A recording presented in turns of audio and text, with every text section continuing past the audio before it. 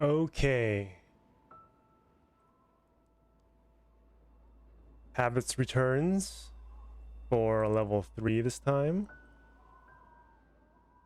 So, the rules that we have for level 3, you can see here on the right.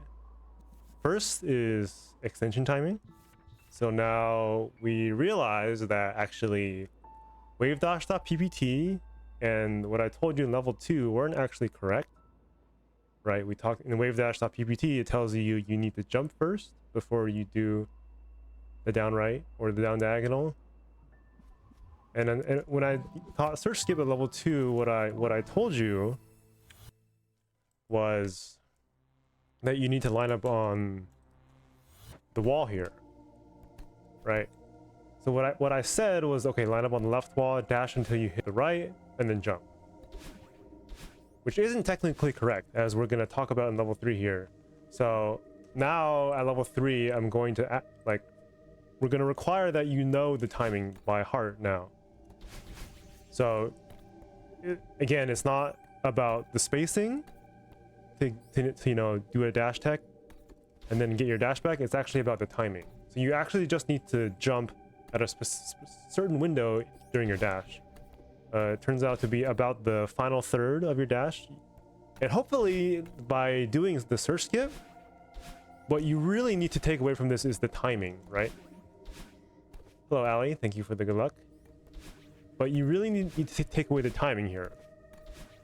And that's what, you know, at level 2, I just said, okay, just, you know, line up on the wall, dash this way until you hit the wall and then jump.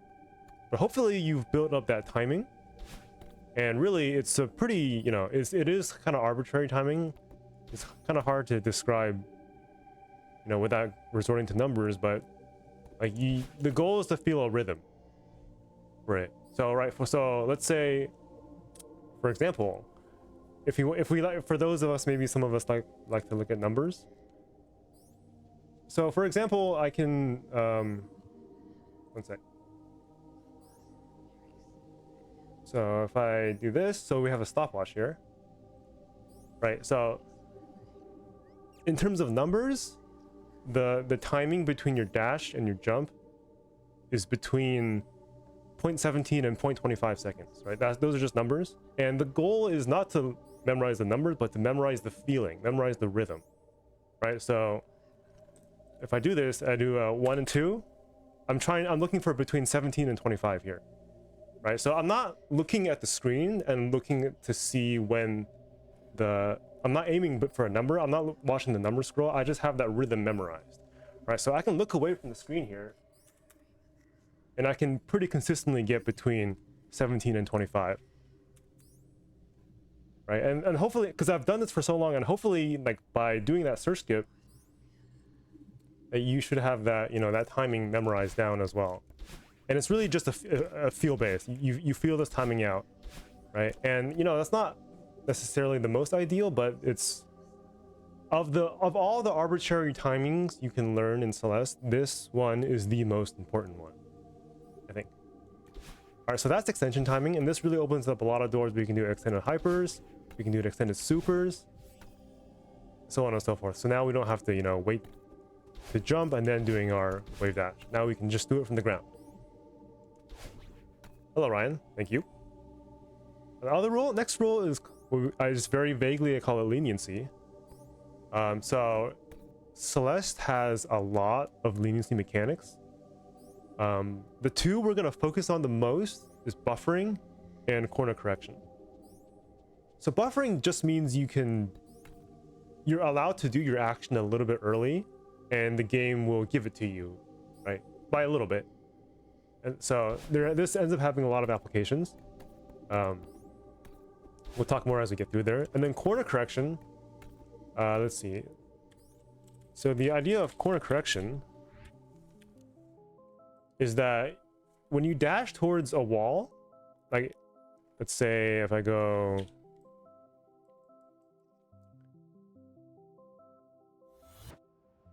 here, so let's say I'm here. It's just a random example. Let's say I'm here and I'm gonna dash towards this way. I want to dash on here. You don't have to be perfectly aligned, and the game will sort of push you in the right direction if you're a little bit off, right? Now, what you might not realize that you've probably been doing this the whole time. In level 2, we talked about wall bounces, right? When you wall bounce, you need to be close to a wall here to wall bounce. Now, in practice, when you're doing these wall bounces, there's a very high probability that I can almost guarantee you you've done corner correction without, even if you didn't realize it. Right? So for example, you can see here, I'm slightly inside the wall, right? But I was able to get around the wall with the corner correction. Right? And this is, you know, you're whether or not you're realizing, you're probably doing this all the time. So for example, in City, for those of you, you know, when you're out up here and you're doing this wave dash into wall bounce, you know, it's quite difficult, right? So sometimes this one might be quite difficult because you need to be really close to the wall here. So, and, you know, if you're late and you overshoot it, it's kind of not a big deal. But if you're early, you kind of like do a sad bonk and you get stuck and you probably die, right? So when we talk about corner correction, you know, it's gonna be, we're gonna do this in situations where it makes a lot of sense to do it. So the typical pattern that I'm gonna propose here is the 3 tile, especially from a jump. So for example, in this case, this is the first example I was talking about earlier. So this, from this piece of ground to here, that's the 3 tiles of elevation gain. And it just turns out that when you're a jump, or just a regular jump or a super, lines up very well to do a midair, let's say a super, or as we'll talk about later, demo hypers, which we'll talk about more in a moment. So this 3 tile pattern is a very friendly pattern for us in terms of doing a jump or a super into a midair super for corner correction, right? And the whole idea is that as you're passing the corner, you're not moving very fast. Right, as you're passing that elevation, you're not moving super fast, so you have a lot of time to be in the right spot. Also, there's another pattern that's good for corner correction is actually the hyper into 1 tile. So this little guy right here is a 1 tile.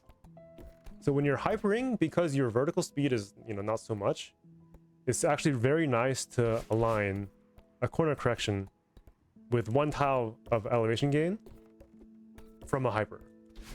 Right? This is I would say this is a pretty friendly one. And also, this also applies to the 2 tile one, although a 2 tile elevation gain with a hyper, although the timing is a little bit different. So if let's see.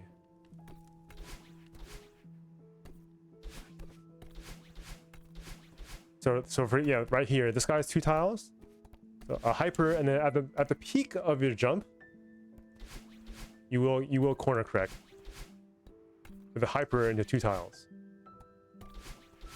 right? And this is one of the, maybe the second or sort of arbitrary timing that we're gonna emphasize on is dashing at the peak of your jump. This is a very useful timing to know. All right, so that's leniency. And then the last rule I have written here is what I've written as normalization. And the goal is to try to do your strats, do your movement the same way every single time, right? This is really talking about like our plan, talked about in level 1. So I think the most common application that we'll see of this is the transition buffer. So now we're also bringing in leniency mechanics to make normalization a lot more viable. So the idea of transition buffering is that doing an action on the first possible frame, as we call it, on the first possible moment that the screen finishes scrolling. Right? So this is another one of those arbitrary timings that you got to learn. So you really got to be used to knowing when the screen finishes rolling, and then you can start moving again. Right? So one common example is the transition hyper, where you do the down diagonal dash through the screen, so you stay grounded. And the moment the screen finishes scrolling, then you do the jump. And not only is that normalized movement, but you will also regain your dash, right? So you don't need space to extend anymore. As long as you get that dash through the screen, you can get a hyper and have your dash back. So this is going to be super useful. Other examples include transition wall bounces and other things. But this sort of idea to normalize your movement and try to repeat these things in the exact same way every single time is going to be an important rule for level 3.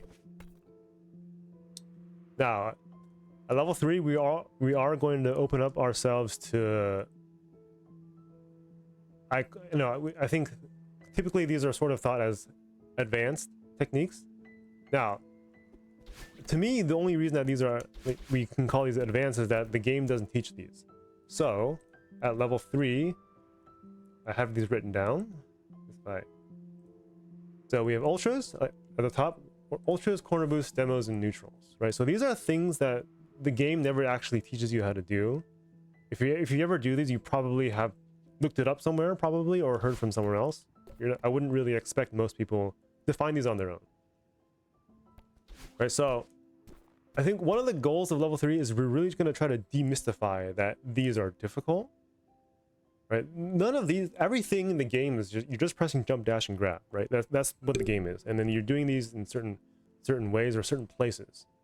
Now, for example, in Ultra, all an Ultra really is a down diagonal dash, right? If I just stand here and I do a jump and a down diagonal dash, that's in a sense an Ultra. Now, it's not the most useful Ultra. I didn't get a lot of speed from it, but in the same, in all meanings of what an Ultra consists of, it's the same. Right now, the more useful ultras are when you already have a lot of speed, so like that, so oh, it looks really fast, but really you're just pressing the down diagonal dash button. There's nothing crazy about it, right? So it's really not about how to do an ultra. You know how to do an ultra, you just down diagonal dash.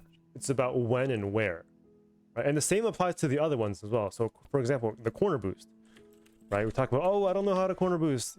Well, actually, yes, you do. If you ever been here and you do that, that's the same buttons that you press for a corner boost.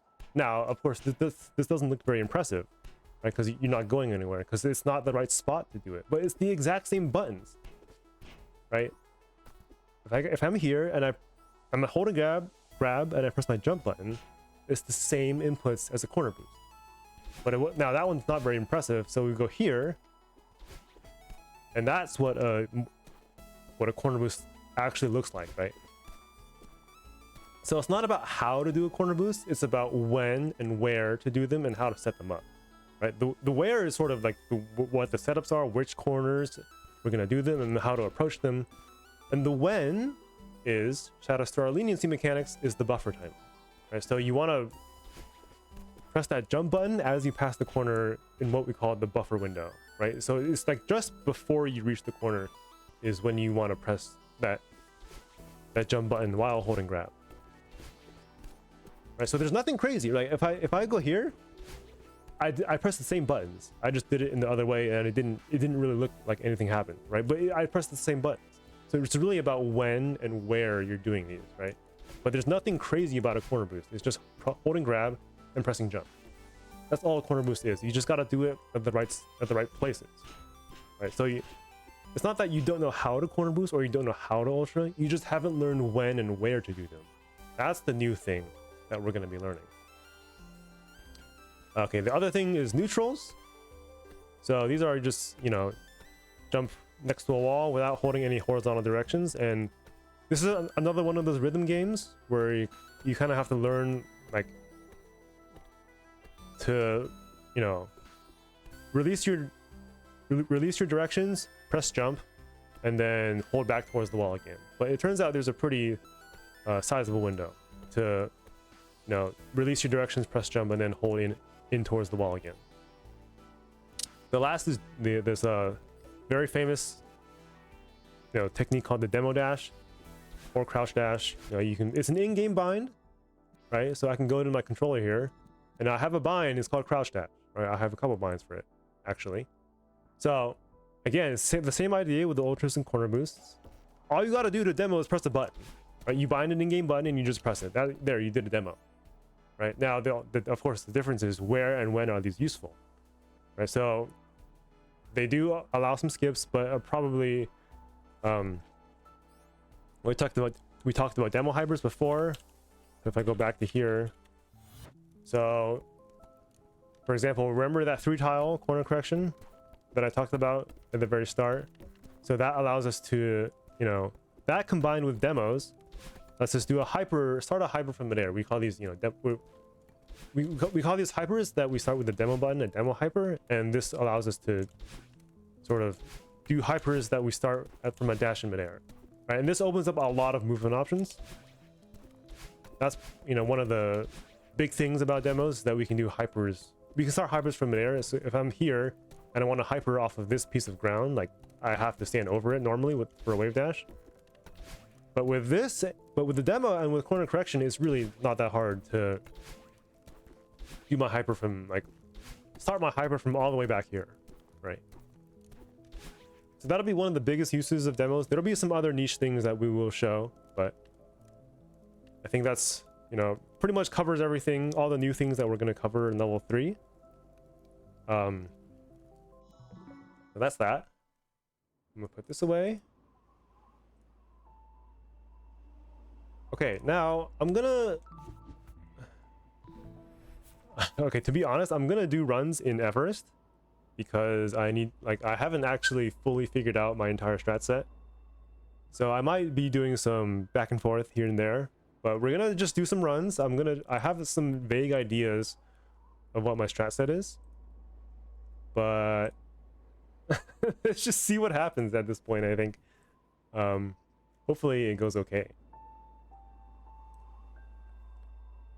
Okay, Habas level 3. Let's see what happens.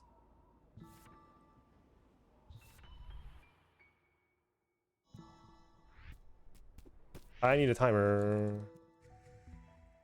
That's okay. We never reset.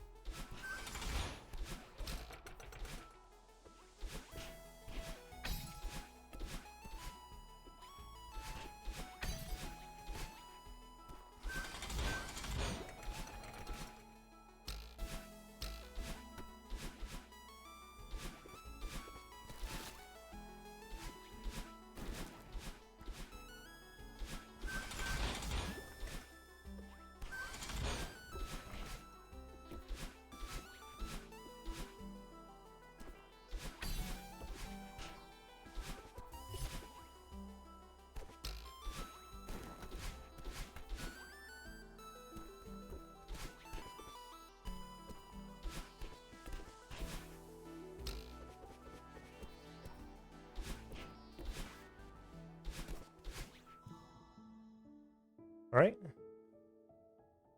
Had a couple of things where I forgot what I wanted to do, but still an improvement.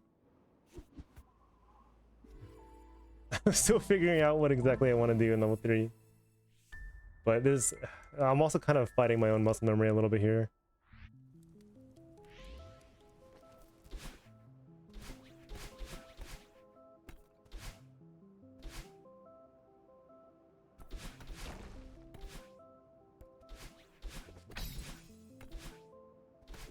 Oh.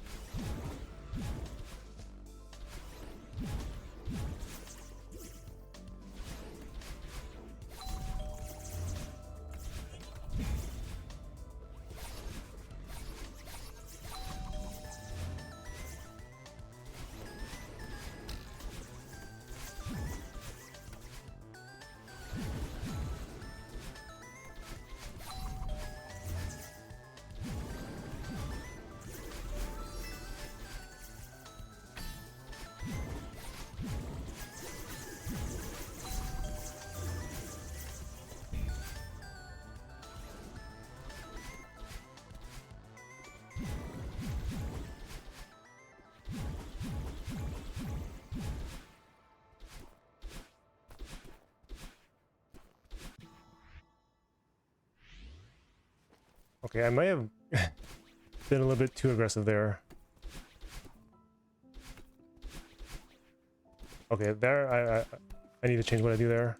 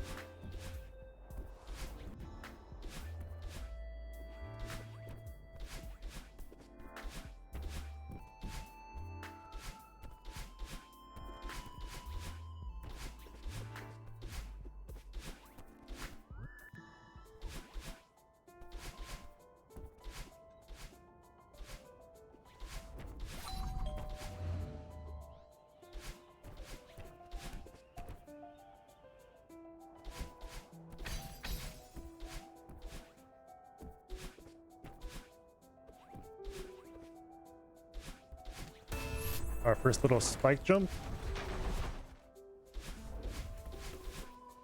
There was kind of one in 1A. Not a real one, but...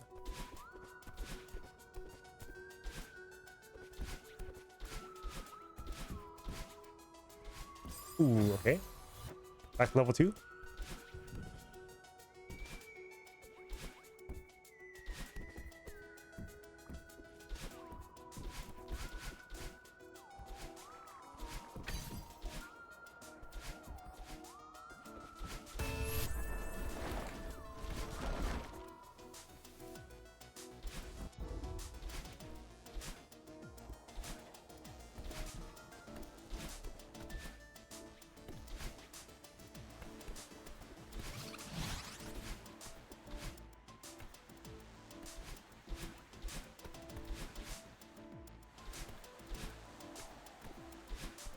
Okay, I haven't figured out how to beat the cycle yet.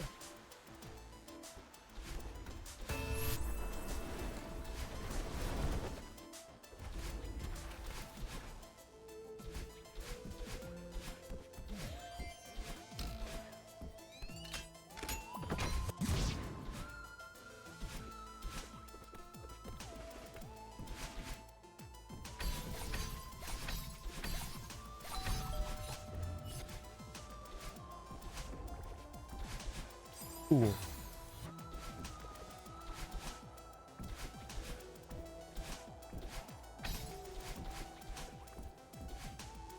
Alright, coming up, we got a very famous skip here, but we're gonna do it in a way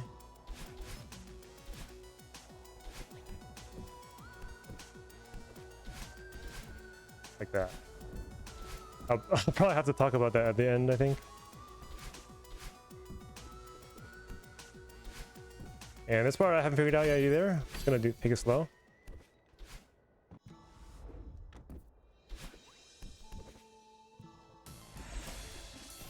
Okay, I thought I dashed there, but for some reason nothing came out. Not sure why.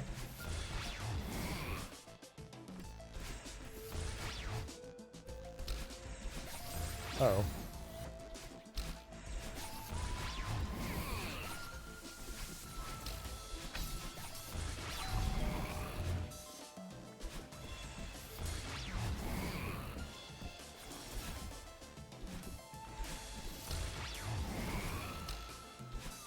Oh, okay, I shouldn't do that.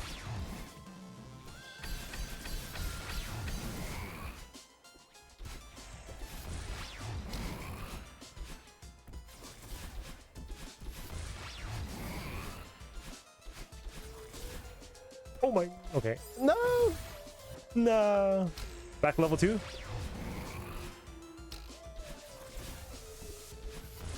That's okay. Wait for it. Alright, no problem.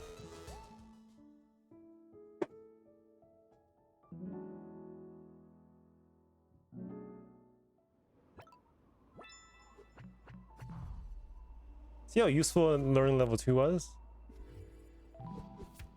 I knew exactly what to do on death.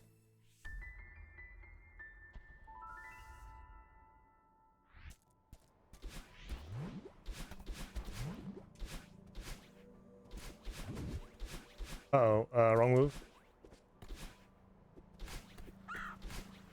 Okay, I made a mistake there. Fine. Okay. I need to rethink what I'm doing here. Also that.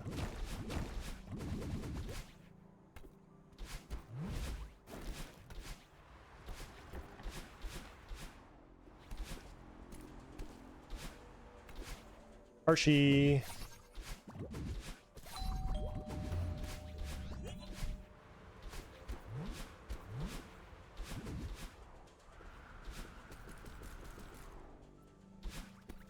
Ah yes, finally we can skip the block here.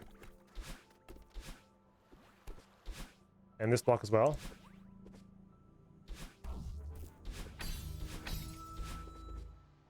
Alright.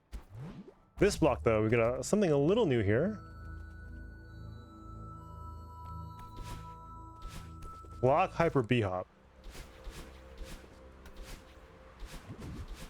It's a not very commonly seen strat.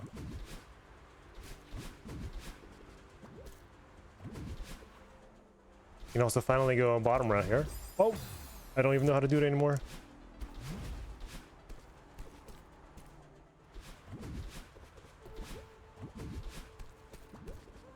Just skip this block. And that block. Uh-oh. Set up again.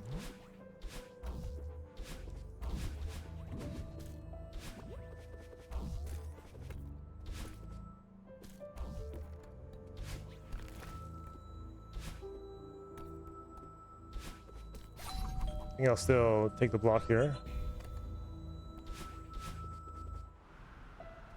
Oops.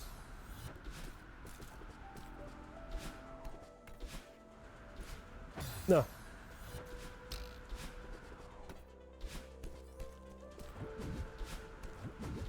I know that looks scary, but there's a setup for that, I promise.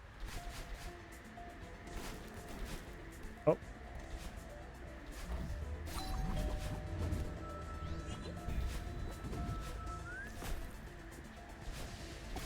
No.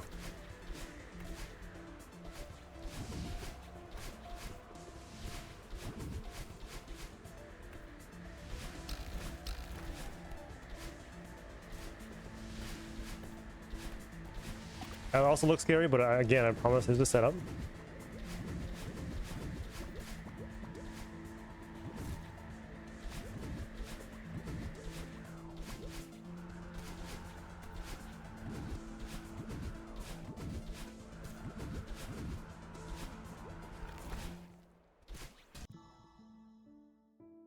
Okay.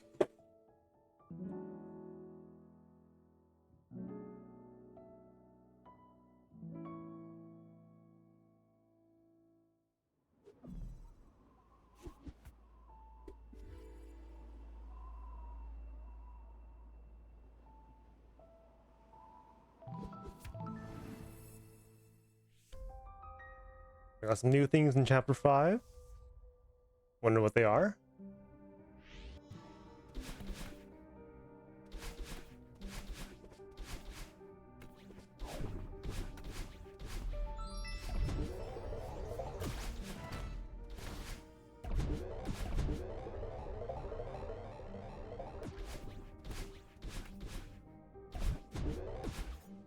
Ooh, too early.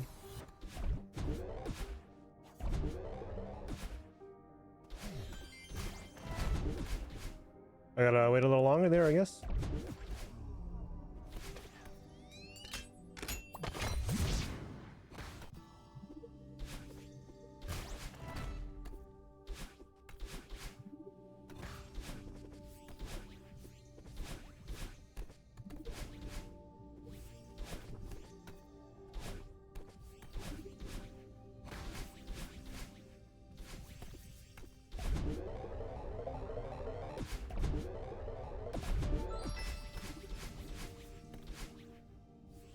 Uh oh.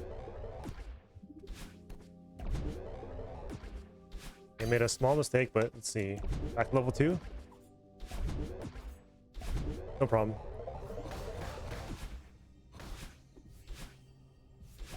It didn't even look like anything happened.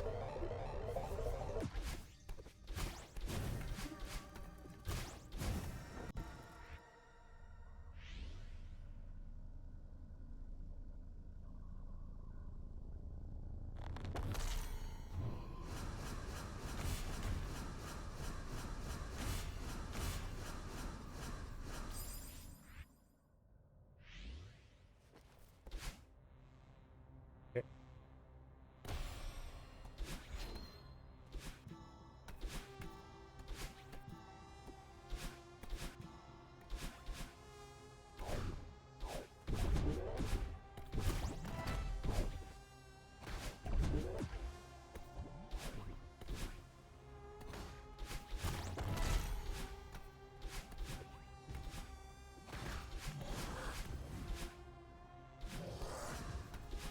Oh. Red dot. Don't forget your habits.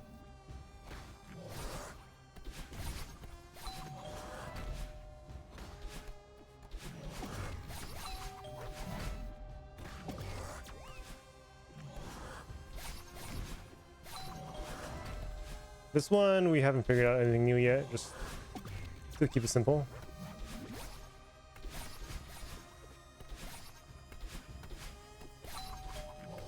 Okay, red dot.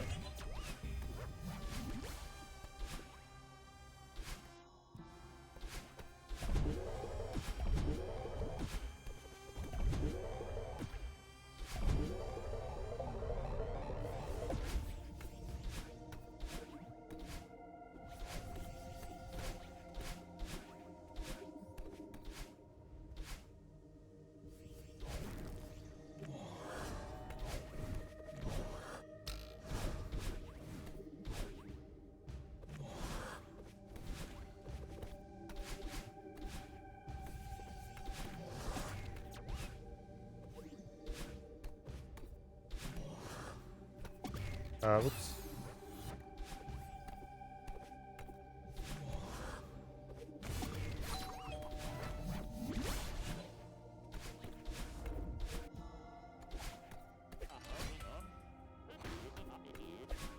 Oh.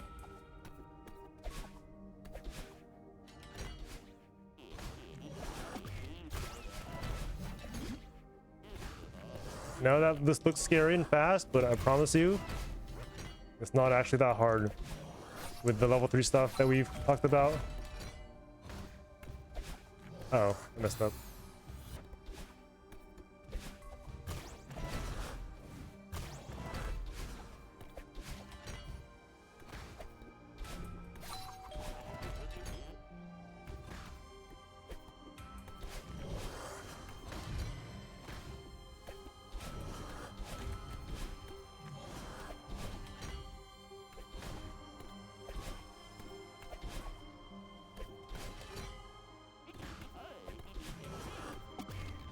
Again, there's a setup for that.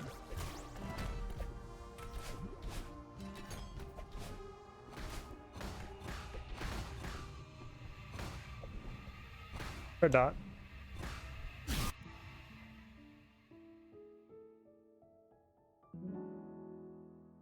Lots of scary stuff, looking stuff in that chapter. I know, especially in the Theo section, but I promise you, with the rules written I have in level 3, all of that was very doable.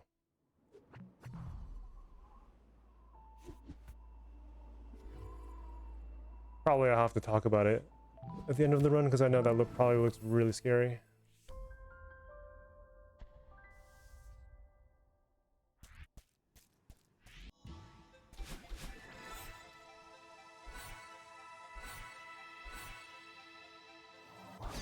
One thing I didn't mention yet is I am now playing on controller for level 3, but I do have input displays up for both.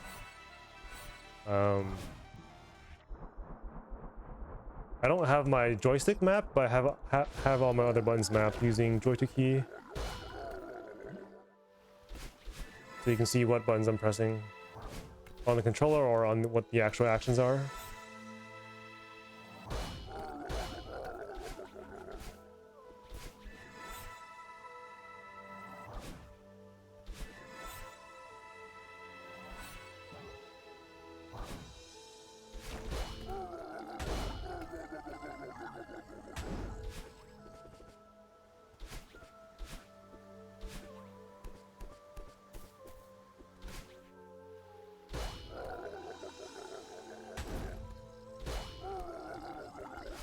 Oh, uh-oh. No, that was not...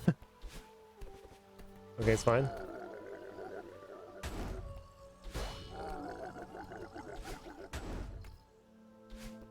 Okay, that's whatever.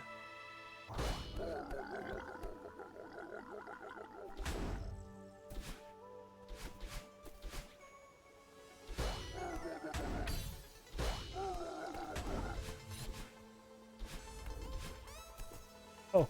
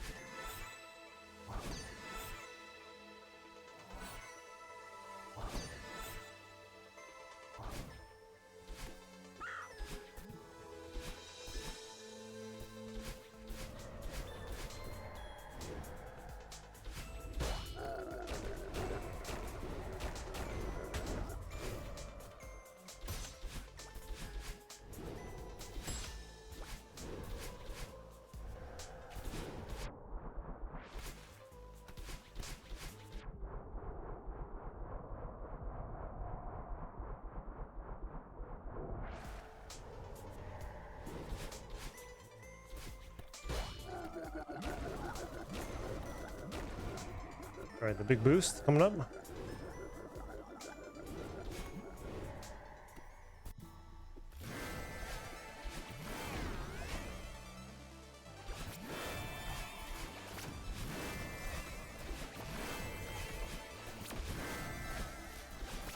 Oh.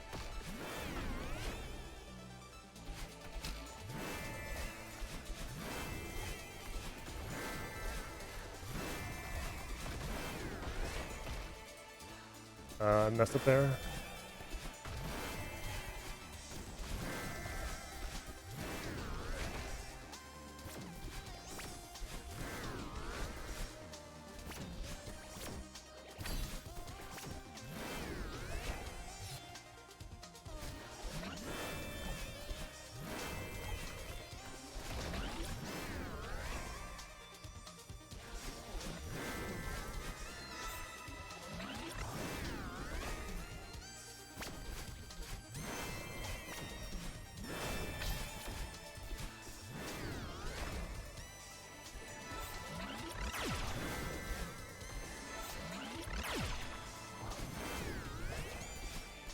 Oh.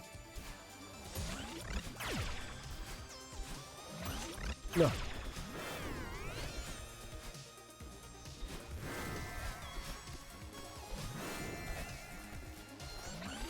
All right, we learned to beat the cycle thanks to our leniency mechanics.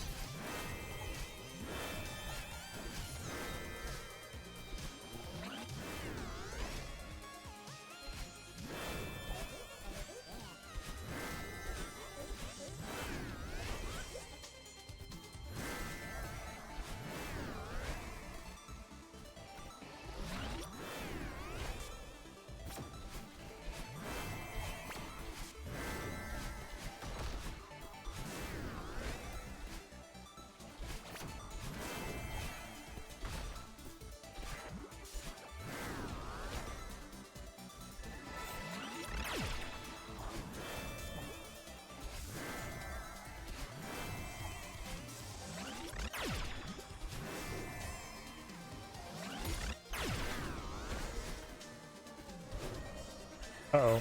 Oh my god.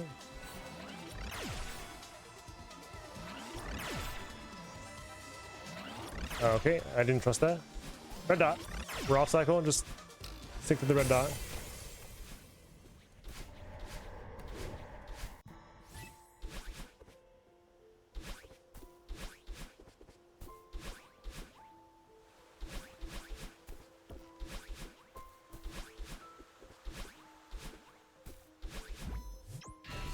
Okay.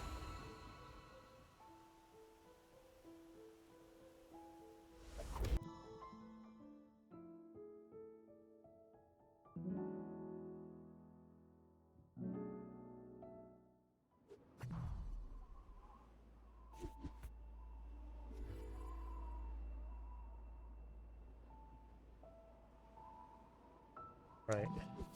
Summit.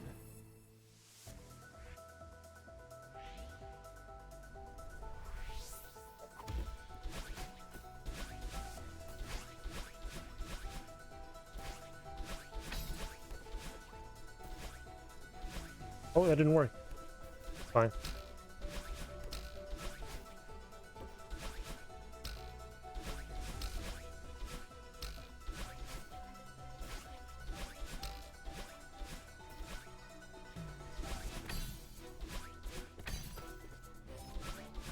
No.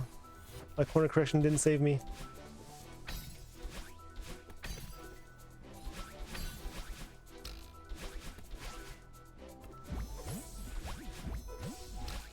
Oh, I'm wrong. I missed the button.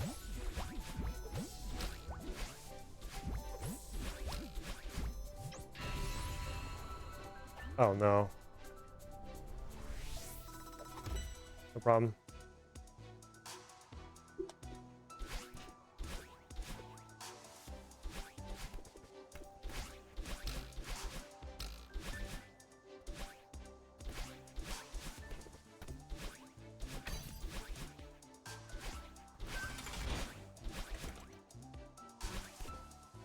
Oh, wait.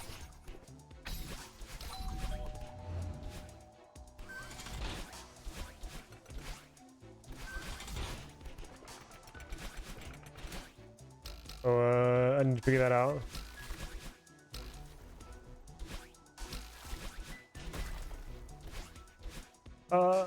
Okay, savable with neutrals?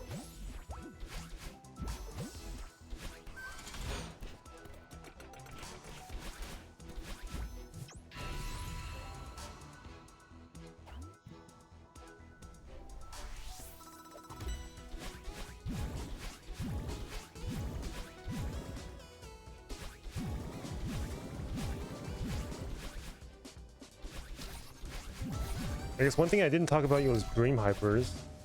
I did a few of them in 2A, but we're gonna see more of them here. Like there, and Dream Double Jumps as well.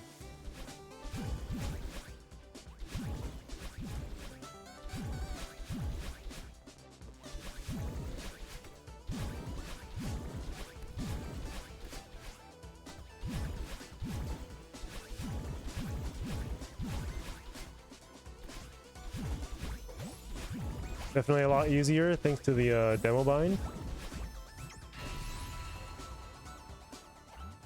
that we now have access to and are using. I shouldn't do that. Oh, I need to corner correct there as well.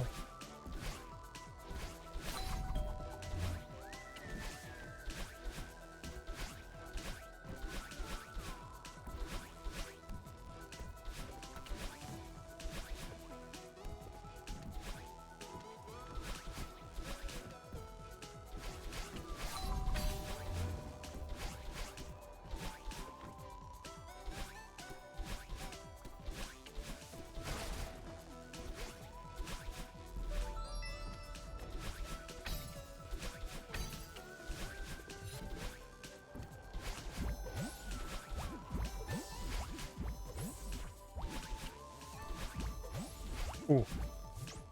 Yikes. That was close.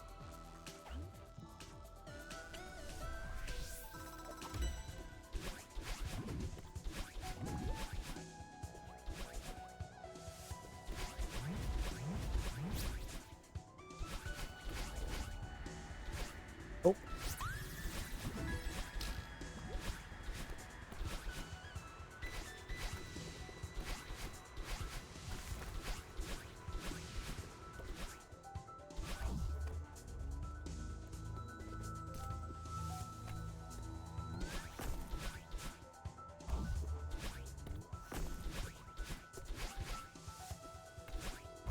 No speed on my ultras for some reason. A bit of a scam.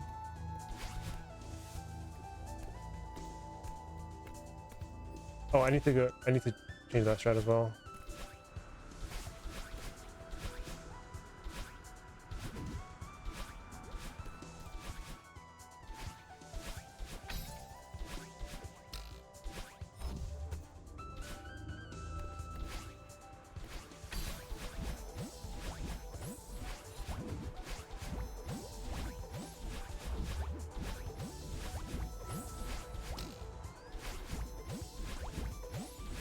Oh.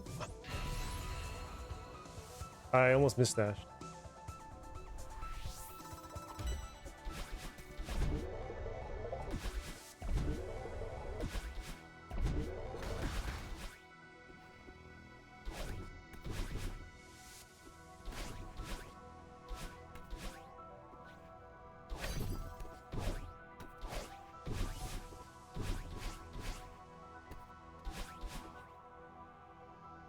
Give me up.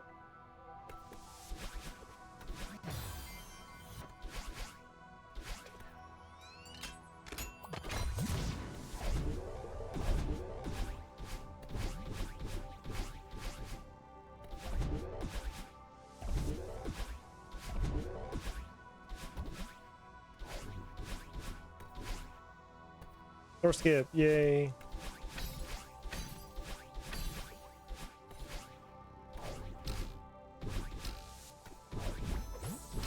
I also shouldn't do the wall bounce exit for door skip. Oh no. Punished.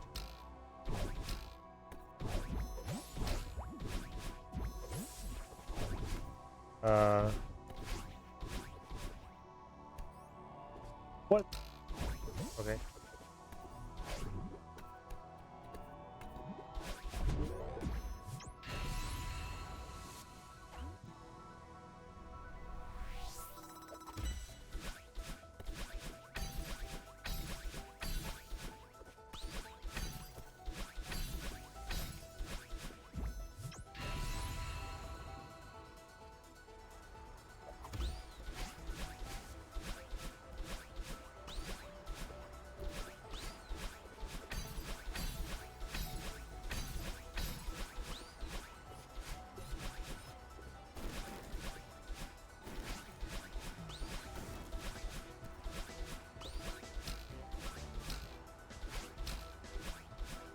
Oh no.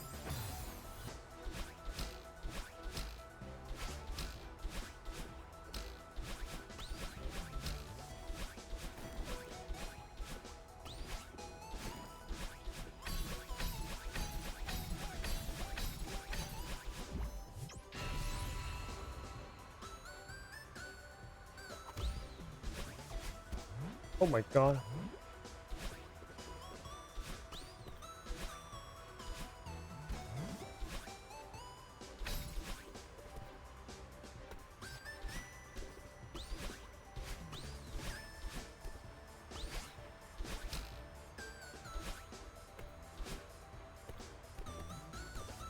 Ah! That's a classic for sure.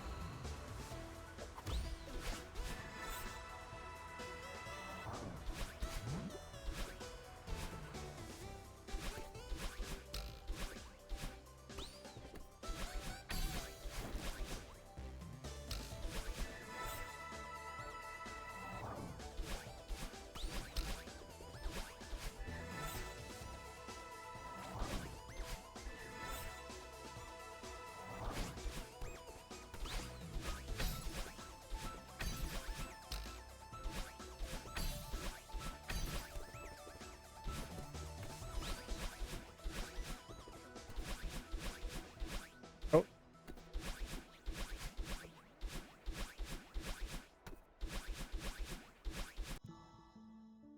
All right.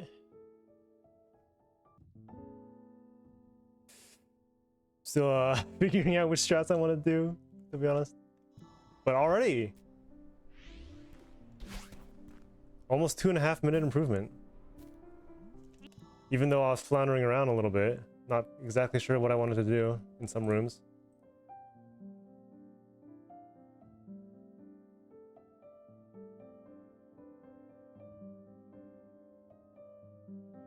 So, okay.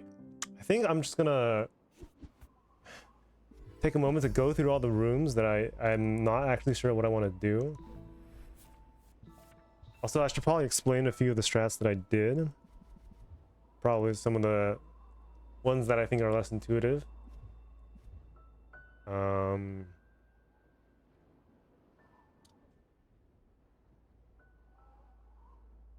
me see here.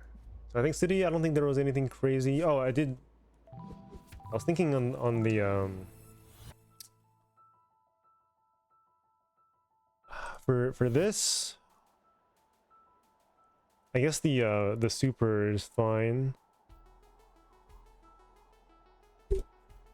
Because it's not my usual pattern, but it does line up very well out of transition. So I was thinking about doing the wave dash here just because, like, it's a little... like... a little easier to do, like, as you enter the room, but also... I think I can do the super, I think that's okay. But we're doing that for sure.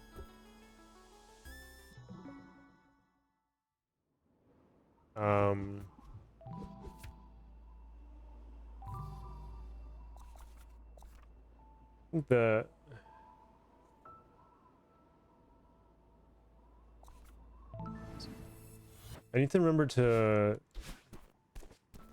I want to do the transition type of corner boost here, because that lines up this and that. This wall, or this ground, and this floor are also 3 tiles. That's, you know, a common pattern. And it's not too bad to miss.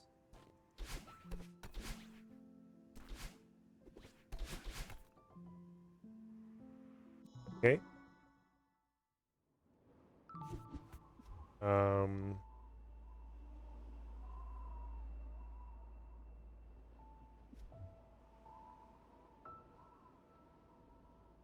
Oh, the cliff, the beginning of cliff face, I got a little lost. I wasn't sure what I was doing.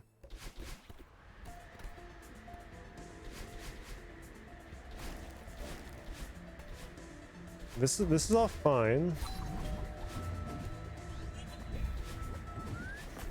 And then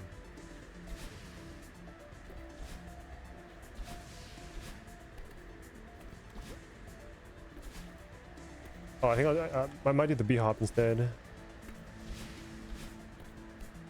Because this is, I think this is a 4 tile, but actually the jump through makes it really nice here.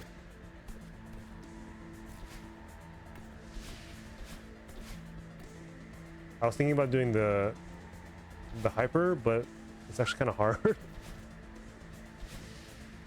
So with the B-hop, it's a lot easier. Of course, the snowball's in a different position, but I'm not doing the snowball bop, so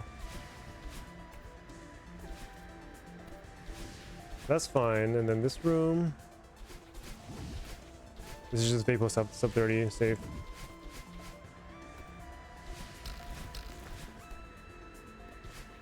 Oh, there was a scary looking strat in this. That is, I promise you, this is not scary. You have something called visual cues that we want to look at. So when you're doing this, you want to be vertically aligned, basically, with this guy. So once you're vertically aligned with the second pillar, is actually this downright is actually pretty chill.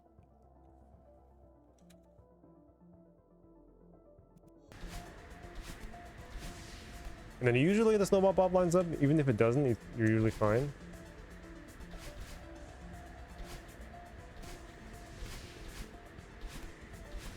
Like even that's fine. You do need to extend this hyper a little bit. But if we, now that we're having some familiarity with extension timing at level 3, I think that's fair game to ask.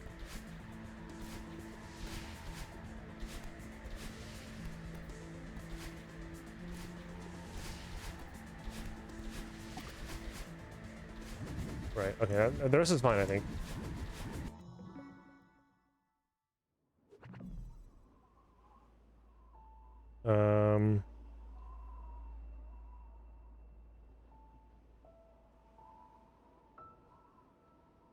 Okay. Oh, one thing I didn't get to talk about was the what we call the hyper B-hop. So remember in level 2 we were talking about like, oh, like hyper is not very good at forgetting height, but the supers are much better. So the hyper B-hop, and I guess this is sort of a common theme that we'll be looking at, is that when you're doing the hypers, a lot of the time you want to, like, it depends a lot on the actual room, but a common pattern you'll see is that you want to hyper with a short jump so you can return back to the ground as soon as possible and then get a jump or a B-hop off. Right, and basically what this lets you do is if you have enough space, you can get the horizontal speed of a hyper and the vertical speed of like a jump or a super or whatever. Right, so it's kind of a compromise. It does take some space to get off. So for example, if you go back and watch level 2, what you see what I did is I would just hyper everywhere here, and then I would get stuck on the wall here, right? And it's like I'm not like, you might not even realize that this wall is here until like you play enough times. So what you might do instead is, like, from the spawn point is around here, and then you do one hyper first, and then from around here, talk about visual cues. So this is like, you see these 4 pillars, right, in the background. So around the 4th pillar, you want to do a short hyper and a B-hop, and that should clear, right, this 3 tile block, right? And that's, this hyper B-hop thing is going to be a pretty common pattern. Of course, you need to know when and where you're going to do them, right? Same thing, remember at the start of level 2, we were hypering for no reason. It's the same with everything, right? You don't want to be doing whatever moves for no reason. There's always a rhyme and reason to everything you do, right? Even here, hyper B-hop to get over this 3 tile. This guy right here, this top platform right here, 3 tile side. We need to get over that guy. So that's when, again, the B-hop is really useful. And if you combine it with a hyper at the start, you can get both the horizontal and vertical speed you need. Okay, I messed up my, let's see. So I messed up this room. I was still too early on the cycle. So what I've normally been doing is I'll hyper in the room and then not fast bubble. But somehow I was too early still. I just need to slow down here, I think, somehow. Maybe just a regular dash, not a hyper. That should be safe no matter what, right?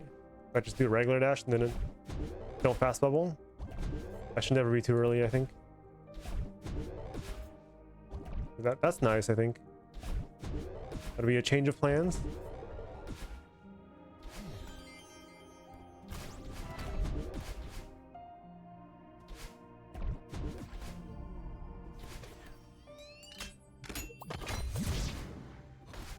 And then I was labbing different things for this room, but I think I did the wrong thing. What I wanted to do instead was this.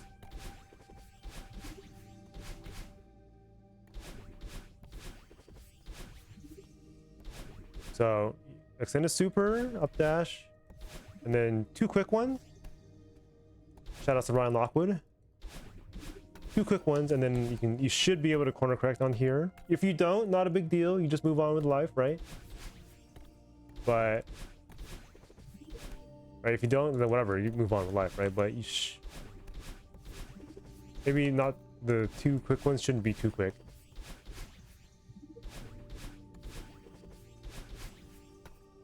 That should be fine.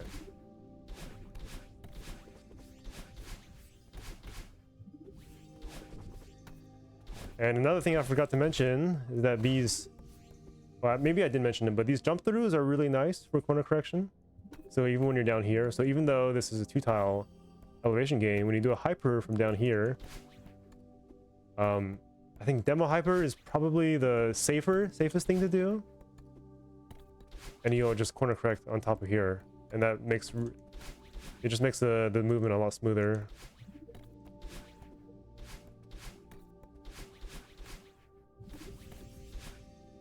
Okay.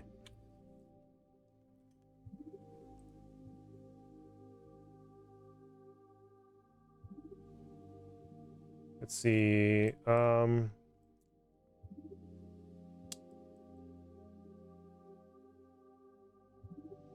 think this room well, not this room, this room. I haven't quite figured out what I want to do here yet.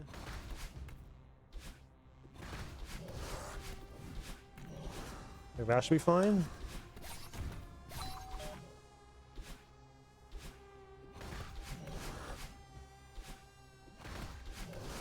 Sometimes I get this like big speed boost over that corner there. I'm not sure what it's called, but like that. I don't want that to happen. It looks cool, but I don't know what to do once I enter this room. I want to avoid that.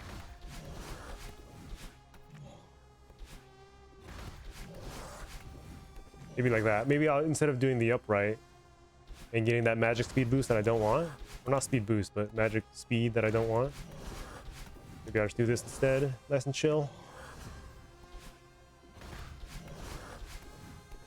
I could maybe even corner correct, but I think the pattern's not super obvious, so I might just go high and come down. Maybe it's viable. Let me see. It might be okay, actually.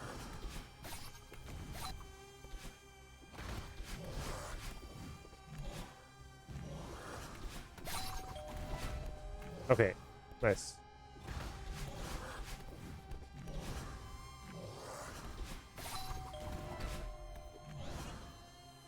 Okay, so no upright exiting this room. Just we can practice our corner correction instead. Or I don't know if practice is the right word, but we can exercise our corner correction.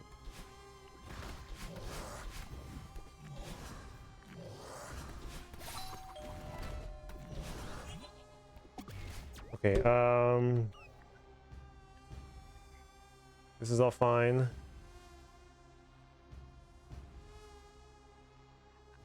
I messed up here.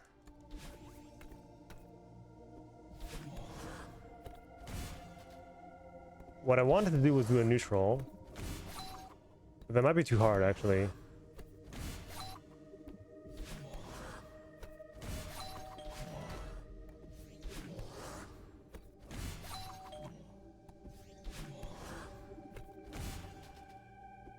I think I'll just stick to my old thing.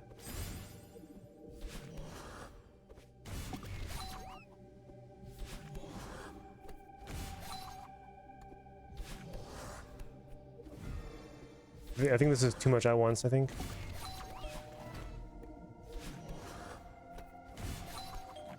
Okay, yeah, I'll stick to my old thing then. Essence Shell. Okay, I know the strat in the next room looked really scary. Looked like it was really fast. But I promise you, I'm gonna take a moment and talk about the strat. There's nothing new, nothing outside of level 3 in the strat. Okay, the first thing. Actually, let me start from here. So after you know you're coming down the wall here, right? When you throw Theo, you get a little bit of recoil, just a little bit. But you can use that as our setup, right? And then this is something in level 3 we talk about. When we do strats, there's certain details, that's certain things that make them work, right? It's not you're not doing things for no reason. Right, so when we throw Theo, there's a little bit of recoil. That's actually kind of helpful. And then from here, extended hyper, right? That's level 3. We know how to extended hyper. And I would like to see, you know, I don't want to see the transition hyper in this specific case. You know, we're starting to be a little bit more granular in our details. So I want to extended hyper here, right? Just level 3 stuff. And then, you know, now that we're level 3, we should learn how to buffer things out of transition. So you can hold grab the whole time. You extend a hyper, and then you buffer a dash. Right? And you buffer dash, and you buffer jump after you grab Theo. Right? You can do this one step at a time. Right, so extend a hyper, dash, jump. And then what's going to end up happening is that from the jump from here to this guy right here, that's also 3 tiles, right? Another common pattern. Hopefully we can recognize. Now this one's a little bit different because it's going to be when we're on the way down, like we're on the downswing of our jump.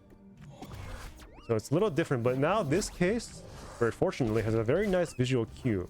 This eyeball right here is where we want to throw Theo and do our mid-air super. So right at the eyeball, you throw Theo and do the mid-air super, and it just works. So back from the top, right? Extended hyper. That's just basic level 3 stuff. We know how to extend a hyper. I would like to see the hyper before you transition. If it's maybe a little tight, you can even take a step back. That might even make things easier, right? Extend a hyper and then buffer the down right. Out of transition, you're waiting for that screen to finish rolling, and then that's a very common timing that we need to learn, right? Extend a hyper, buffer down right. Right, so there's nothing in, I know, like, this is a thing that you see these strats, maybe they look scary, but there's actually, you know, colloquially we call this like the sauce. Right? There's something that makes them work, right? So again, so extended hyper, buffer down right, and then you get that down, and then you add one more input, right? Jump. And you do that a few times. Don't worry about what the rest of the room is doing, right? Don't worry about the secret, just get that first part down. Hopefully, if you have speedrun tool, this is a lot easier with speedrun tool. Right? Just get it down piece by piece, right? And this is a lot of what the learning at level 3 is going to be about. You have these like combinations of moves that individually aren't that hard, but you know, you're starting to piece these things together. And that takes practice, right? You have to practice these things to get, you know, used to them and really build them into your muscle memory. Okay, so just do this a few times, and then once that feels comfortable, you can, you know, go for the throw, and then the super right as you pass the eyeball. This guy, that eyeball right at my feet. That's where you want to throw and throw Theo and do your super. Now notice when I do this jump, I'm using this jump button, and I'm holding it the whole time, right? That's level 2 habit, using both of our jump buttons. and I'm not letting go of it, so I'm getting the full arc. That's normalization of my jump. And then I'm supering with my other jump button. Right, so there's nothing, you know, it looks fast, looks scary, but there's really nothing outside of level 3, right? Now there are some secret concepts, like why do we need to extend a hyper here when we're getting our dash back in this room? That's just part of the recipe. We can talk about more about that on level 4, but for now, just trust that you need to do an extended hyper, right?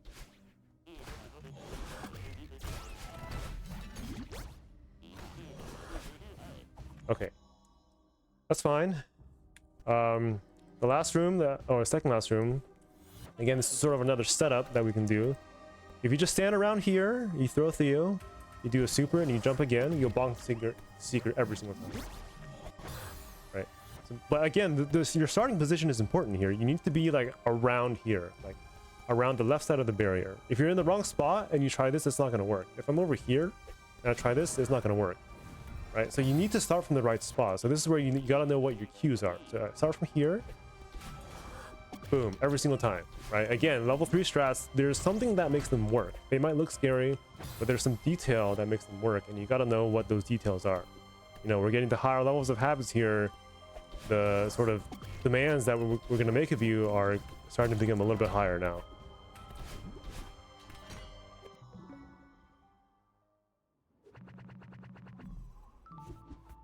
Okay.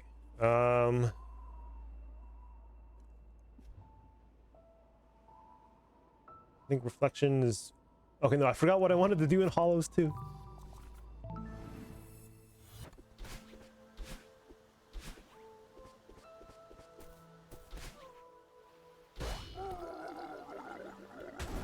Okay. I think I might just stick with the hyper, I think.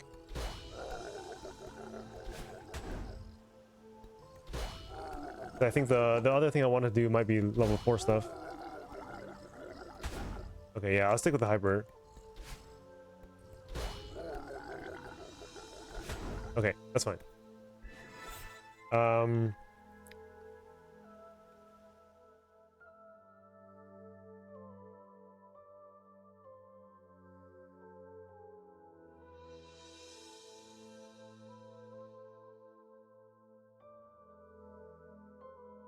Oh, we are adding this shortcut. I didn't add the shortcut in levels 1 and 2. It's definitely, you know, do this whenever you want, but sort of in the spirit of visual cues. Have a sip of water first. I think the visual cue that I would like to, that I personally use, is the flower. So this flower right here, like, so one of the hard parts about this shortcut is that you can't see it when you're pushing it. Like, the camera is off screen, so like you don't see it until you're down here, and you don't have a lot of time to know when you're like if you're lined up or not. So it's useful to like see something in the background, right? So in this case, the flower is like perfectly aligned with like the edge of the gap here. So what I look for is I want to be just to the left of the flower. Right, so if I see I'm like just to the left, like I'm not over touching the flower, but I'm just to the left of it, then I know I'm lined up. Right, and then I need to do a short tap to actually get through. But like if you're just kind of blind sending it, and like it's really hard to know like where the actual gap is. So you have some reference point. Yeah, these cues, yeah, these visual cues, they're like reference points. Okay, like this is my reference point, and I'm gonna use this to sort of project what's gonna happen in the future.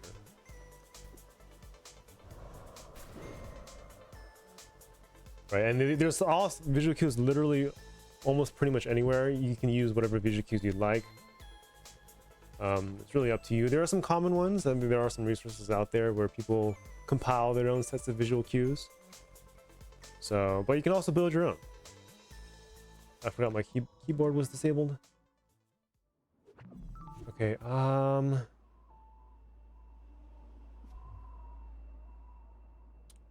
Summit, I think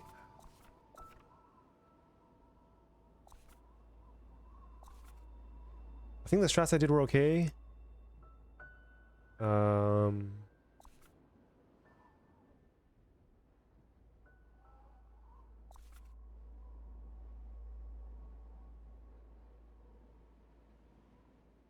Yeah, I think my strats were okay. I just executed pretty poorly in some of it, but I think my strats were about right for level 3.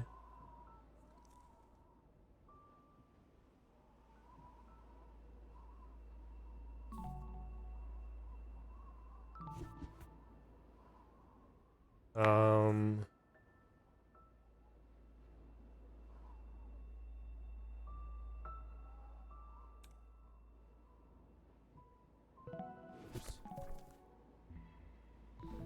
okay, I might just send a bunch of runs until I get used to my strat set, and then we'll see what happens.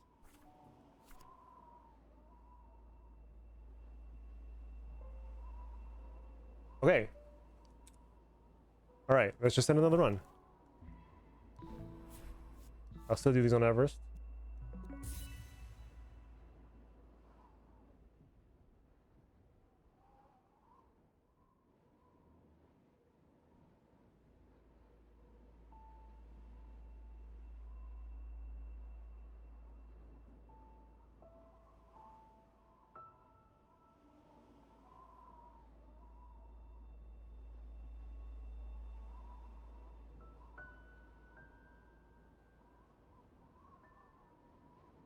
Okay.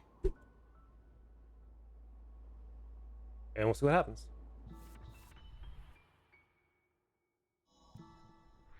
My task set is on. Okay, it's fine. These are not going to be submitted anyway, so.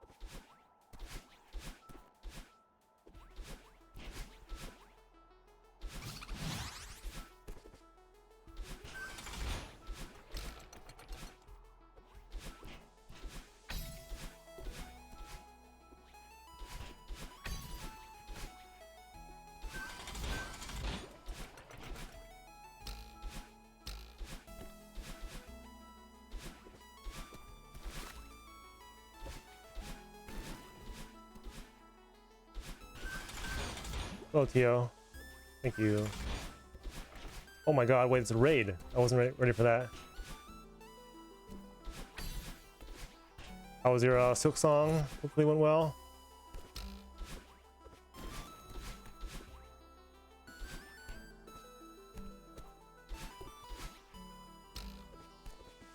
Oh god. Still an improvement over last time. Hello, Bree. Hello, Minnie. Very good part of the game that you're on. All right, all right. Very nice. So, welcome everyone to Building Habits. As you can see from the command, I'm just playing the game, but I have some rules that I need to follow here. We are on level 3. So, starting to get a little bit more advanced. Oh, I forgot what to do in this room.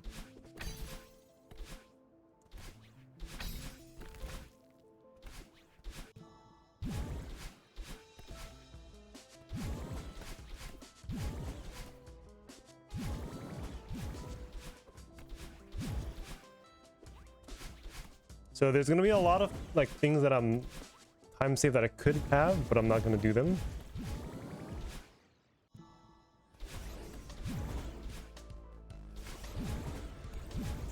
Just because it's outside the scope of what I want to talk about or showcase.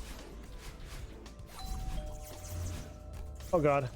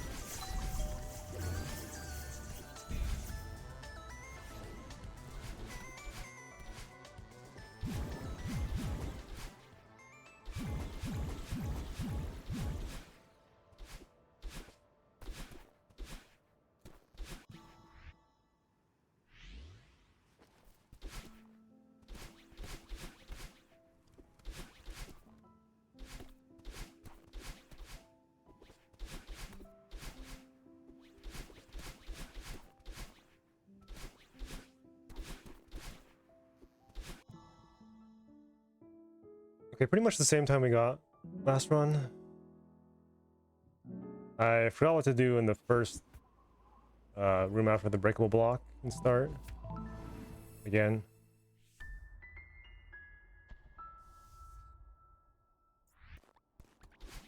Oh god, okay, it's fine. Okay. Oh god.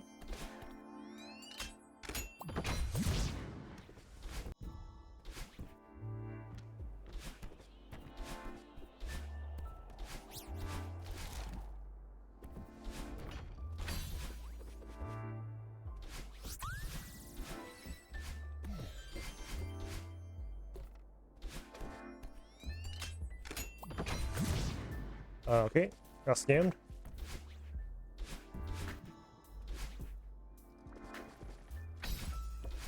No, I didn't mean to jump.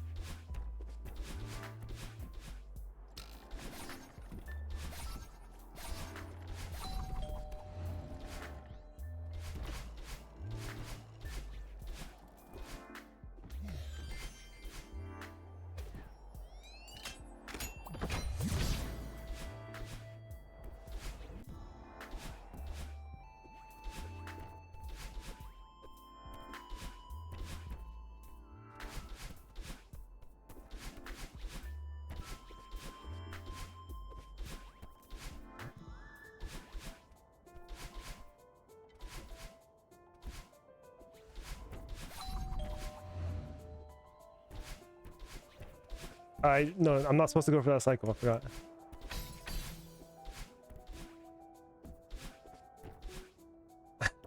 Actually kind of hard to do what I want to do. It's getting a little bit too advanced here.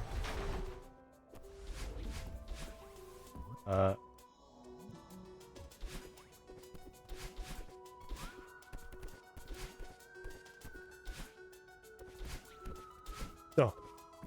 Okay, it's fine.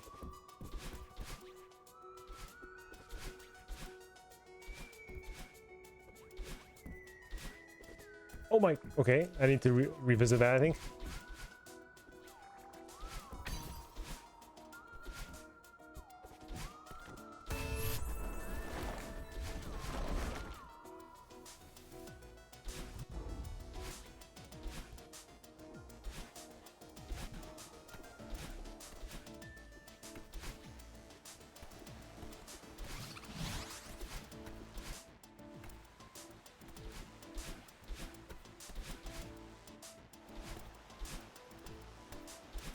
Still don't know what to do here yet.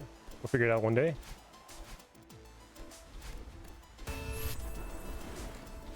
Oh, okay.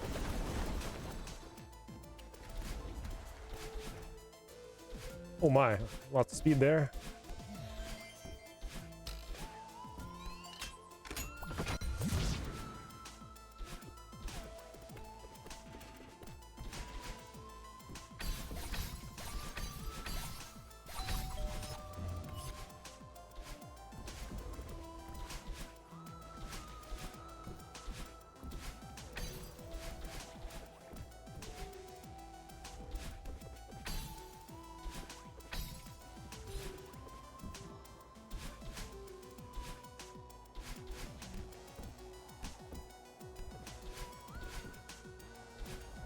Oh, I didn't talk about that at the end of the last run.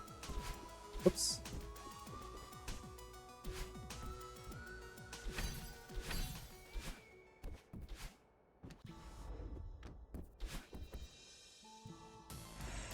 Dude. I swear to God I pressed my dash button. Don't know what happened. Like nothing came out. Oh, okay.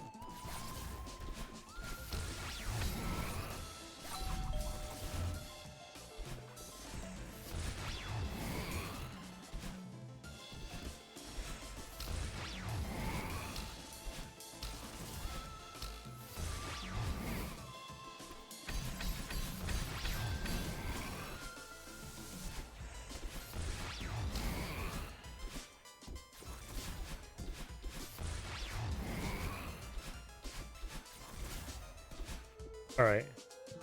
We didn't get owned in the last room this time. But that's twice now where in the first room or first Oshiro room, I'm trying to press my dash button, but nothing's happening. Bit of a pattern, perhaps? Maybe not a statistical anomaly, but actually something real. A little suspicious.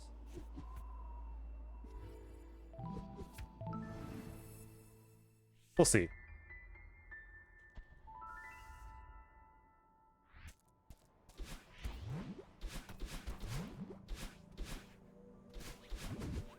Oh, I forgot we'll do in this room too.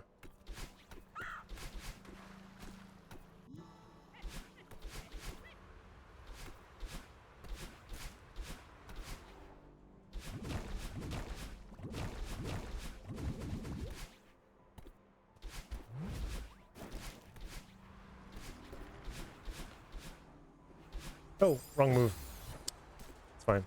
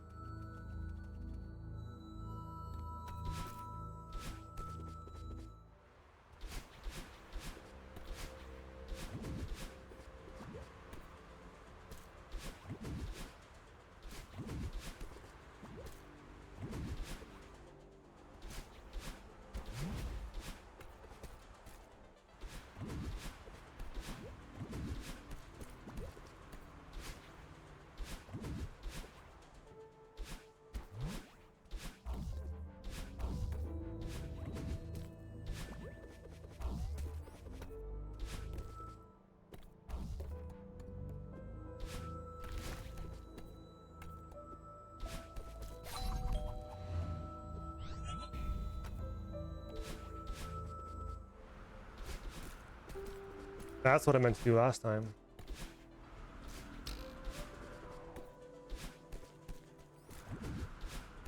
Oh, I didn't explain that either. Okay.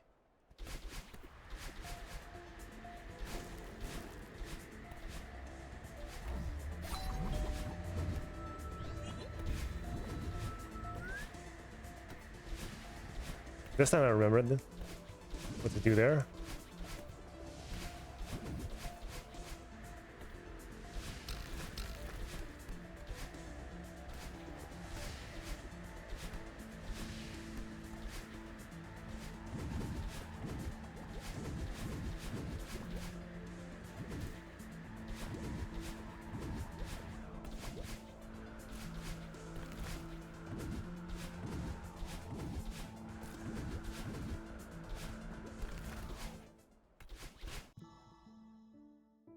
I'm gonna turn the lights on.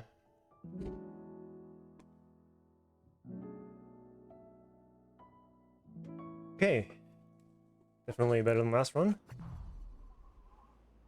But there's still a couple spots where I wasn't really sure what I was doing, so should still iron those out.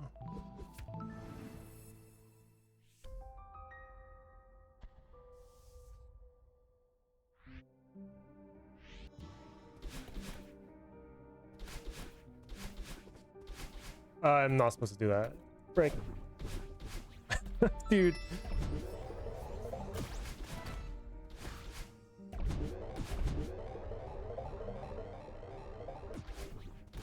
Alright, just a dash? You remembered? Oh yeah.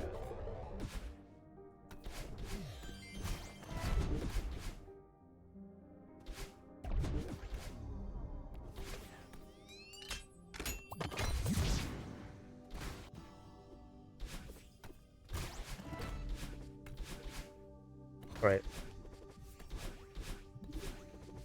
Oh yeah, we remembered. That's what we wanted to do.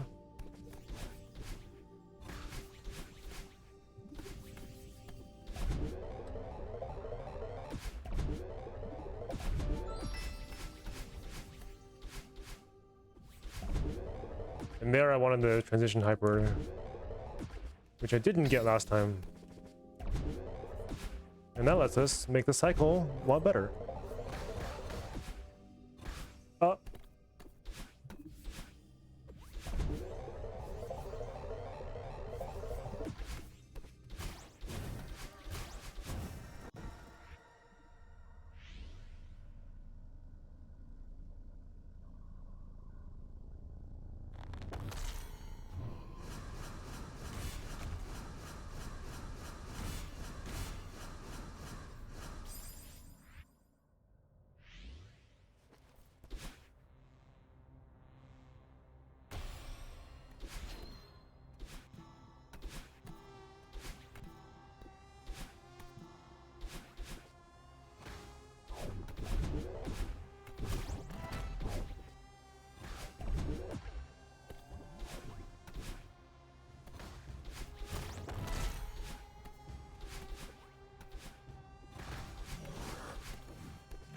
And we remembered what to do there.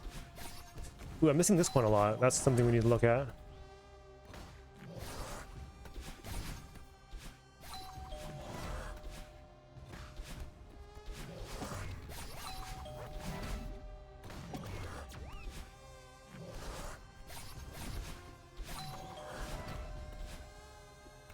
I still don't know what to do here.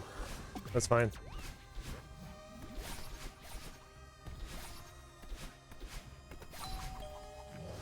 Red dot.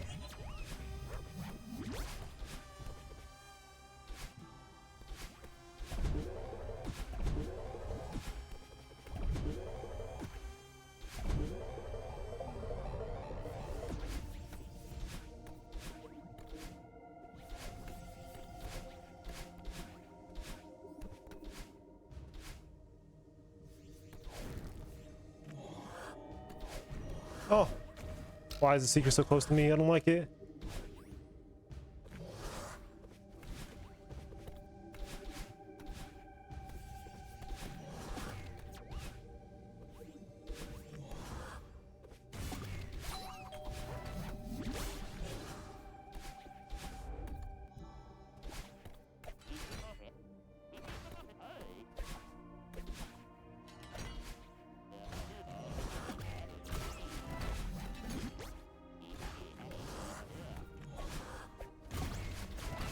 I'm not supposed to do that. Shoot.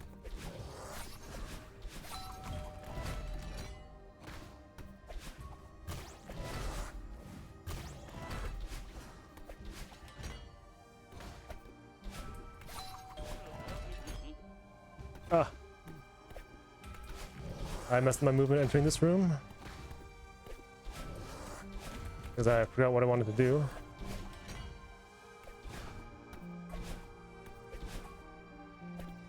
Oh. I'm getting my movement mixed up, dude. The setup? Easy every time.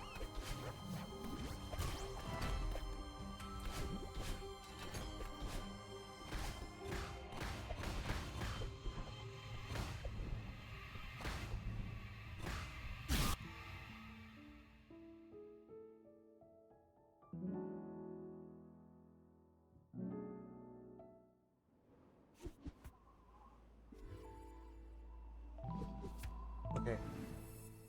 Turn on this light as well.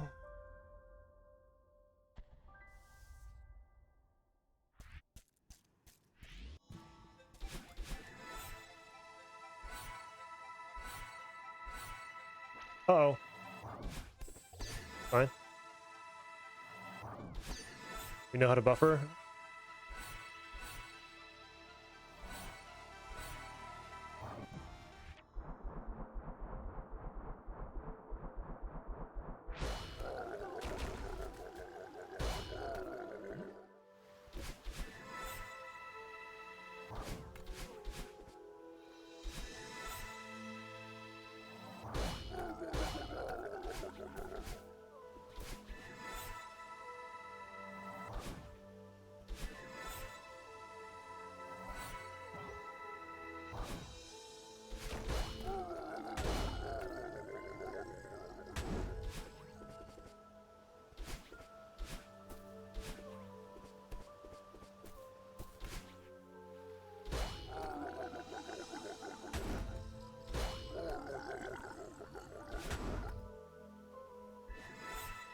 Ooh, too far.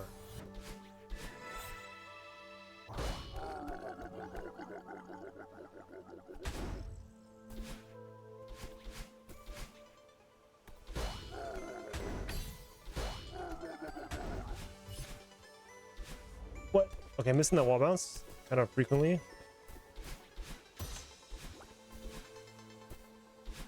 Look for patterns in your mistakes. If you're missing something once, don't worry about it. If you're missing something a lot, that's when you need to look at it again. Right? Oh my goodness.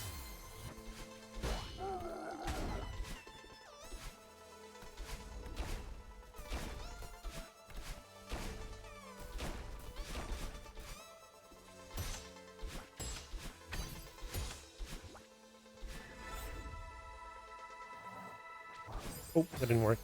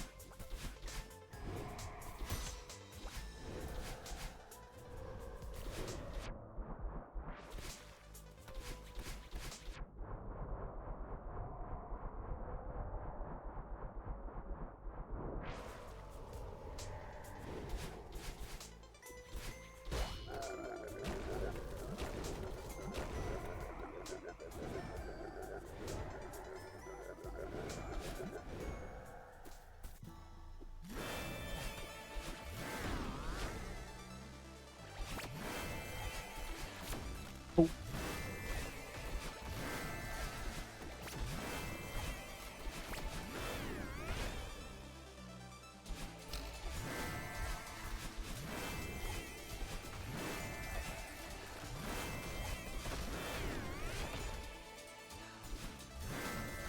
Oh, wrong move.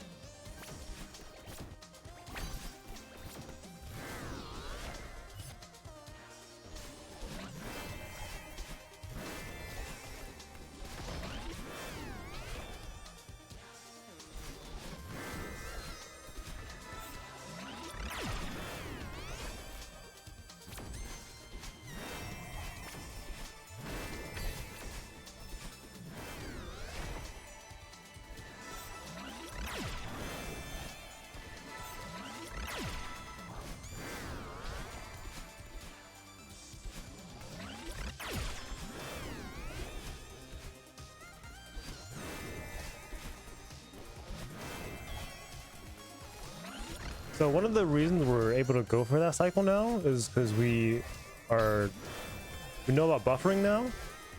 So one of the things about this checkpoint is that every time you hit battle in, you get knocked into recoil, and then you can buffer the action out of the recoil, right? So after the recoil, there's a small period of time where you can't do anything, but you start to recognize that there's a first possible time where you can act, and that's, you know, you can try to, you know, press your dash as soon as possible, but there's like, you kind of just have to know like when it is.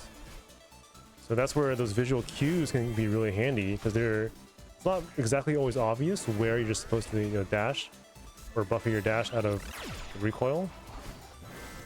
So, you know, as you play this checkpoint, you know, you can buffer literally every dash, or not every dash, but like a lot of dashes need to be are best to be buffered, but you don't really know exactly where it is, right? So focus on the important ones first. Oh my goodness, I got distracted. But focus on the important ones, right? And like, okay, this is the one that makes a big difference. This is a buffer that makes a big difference. And then later you can start to add to your repertoire. Red dot. Right, the red dot failed me? No. But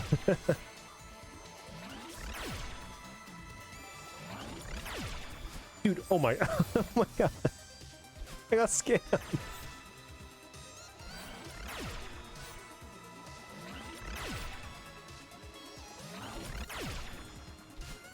Red dot. Okay.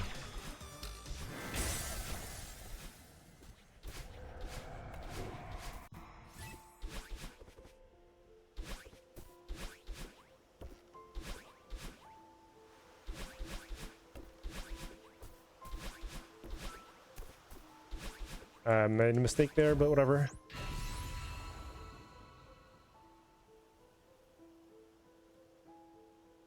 So yeah, the buffering iceberg runs very deep. At level 3, I'm just gonna focus on a little bit, just like the ones that have the most visually obvious impact. Right, but we can worry about the depths of this iceberg at level 4.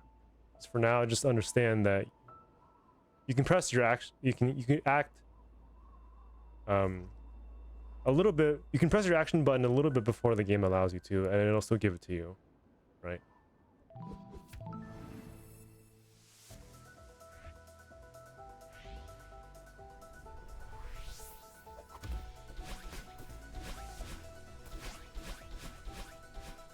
Messed up.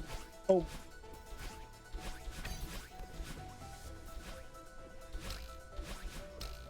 So the buffering, it just lets you do like, I don't want to say frame perfect, but like it lets you act on the first possible frame with much more consistency than you might expect.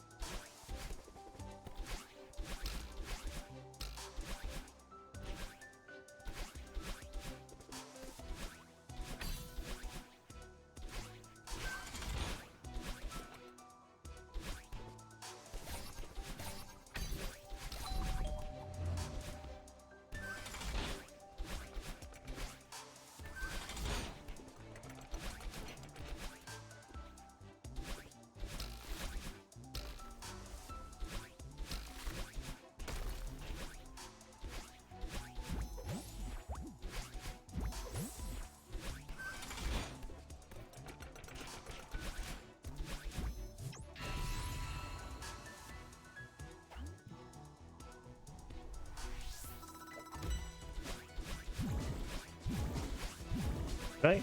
I might have done the wrong strat, I wasn't even sure.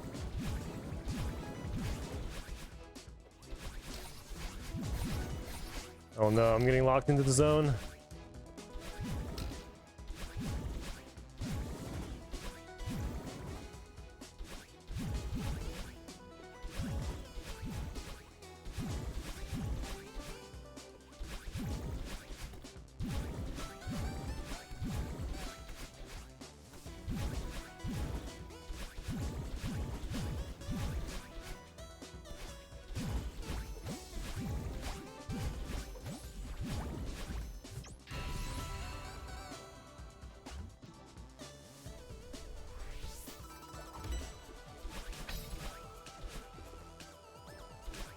Oops.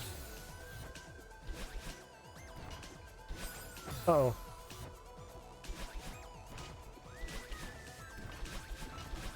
That's what I wanted to do last time.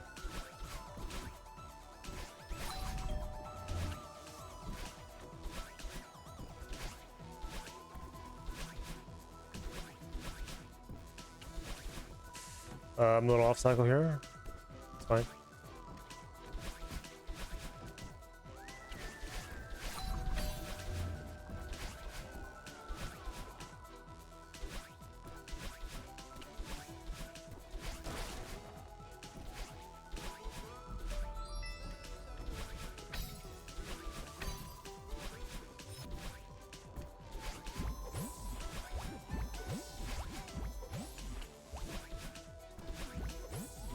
That part's always a little uncomfortable. but never punished. So we won't worry about it.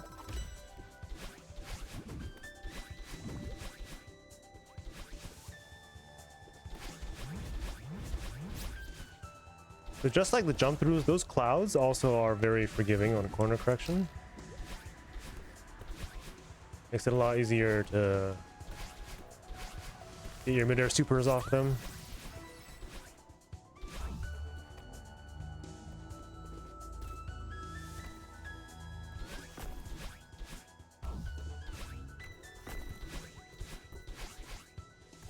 And this time I got my speed. It's RNG. This game's got RNG.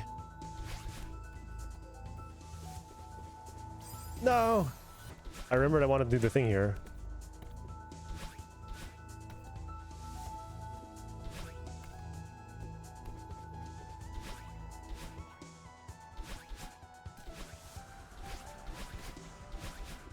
Okay.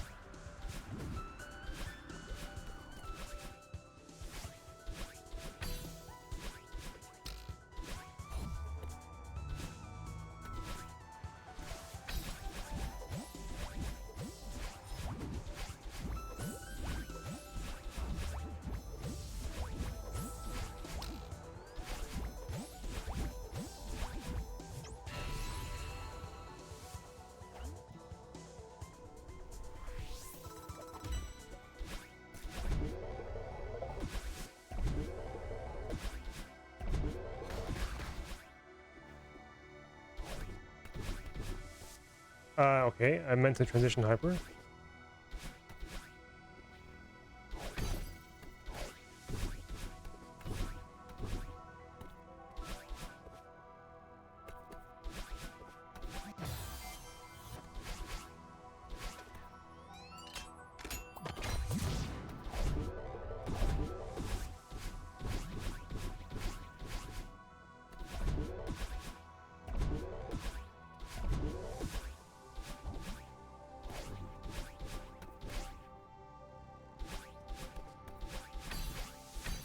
I should do this for throw skip.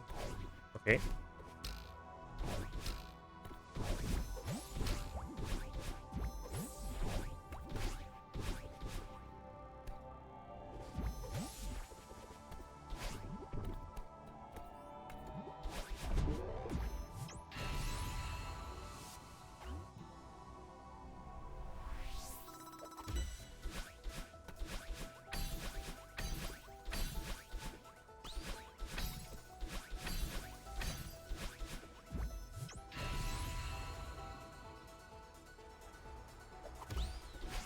Oops.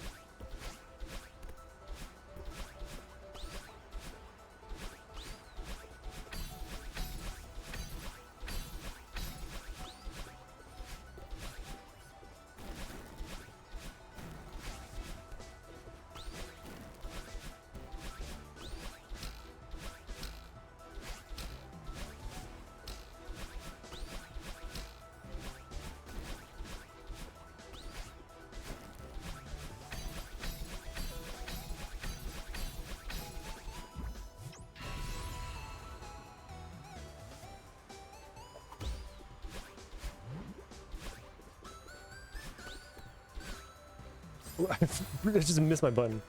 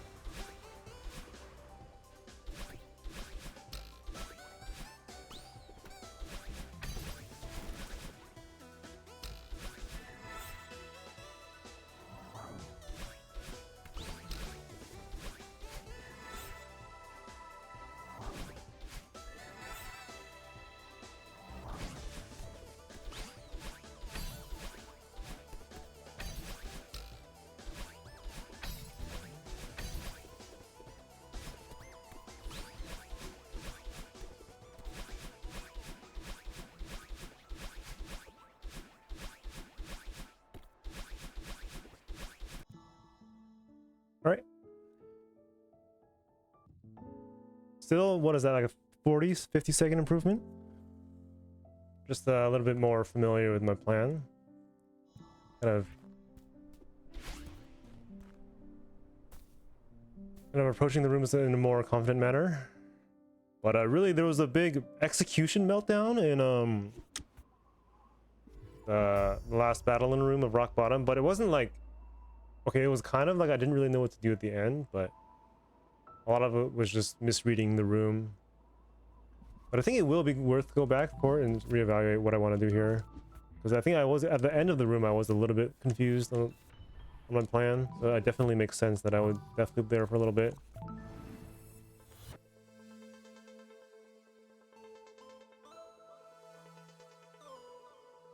Alright, I guess for this we have to start from here.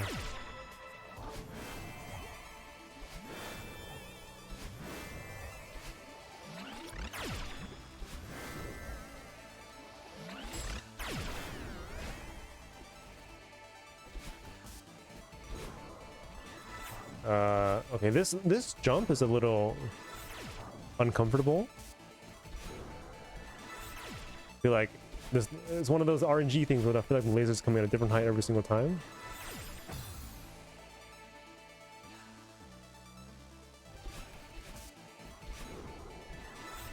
What if we did something else instead?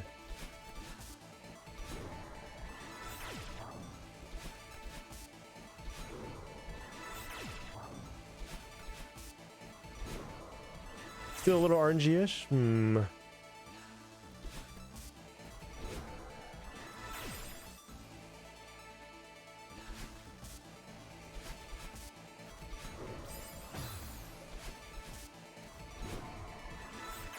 Perhaps?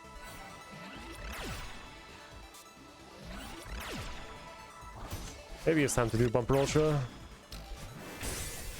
Might just make it a little easier. One sec.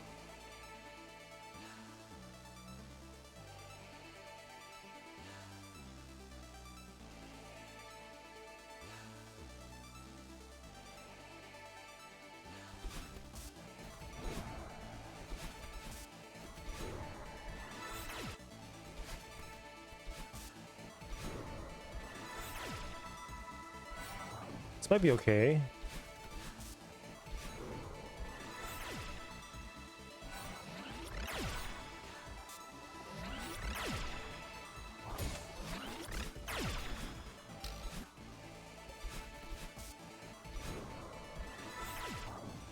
Let's see here.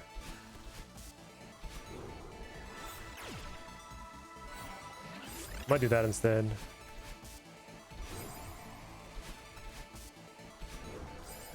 Maybe not.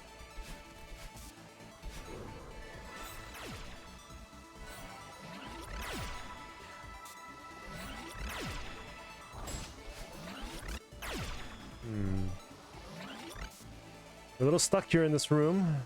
I feel like everything I'm doing is having a different outcome. But I think that's that's a level 4 thing right there.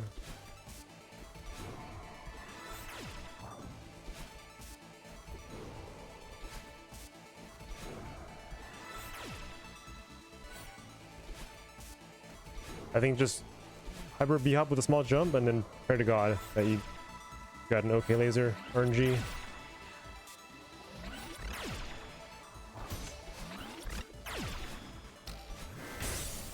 I think that'll be all I can say for level 3 for this room.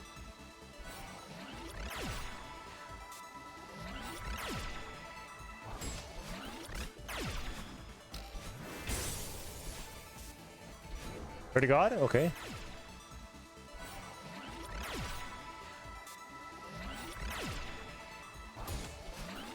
Some rooms, like, we try to have a consistent plan for every room, but sometimes it's kind of hard.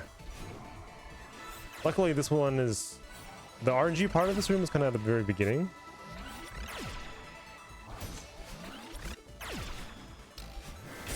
So, even if we, you know, we can't retransition here, but if we just kind of go again, it should be fine. Let's see.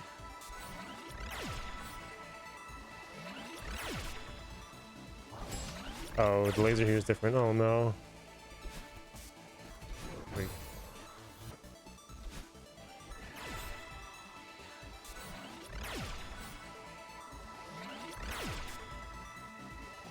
Okay, might have to do that.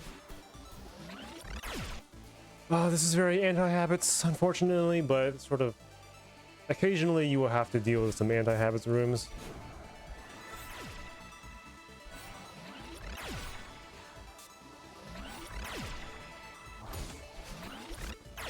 But this is one of those rooms that will really get you if you're like, if your plan isn't thought out well enough. So I definitely think it's worth it to go a little bit into a little bit more detail than you might, what we normally see in the habits.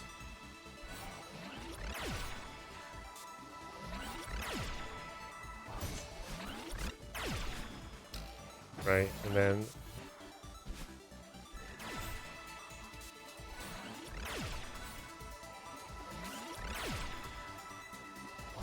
that'll be the only difference. I won't go for the bumper ultra on death. And I guess I didn't show it off, but I think if you don't get the clean feather on the, was it the 4th feather or something? This guy? Then you need to not also... Here, I can just do it manually. I went... Oh my god, I went through the feather.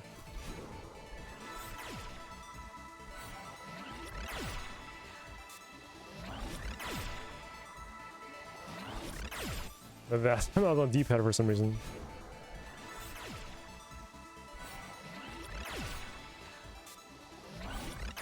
I keep I keep feathering too well, and then I'm not doing what I'm trying to show.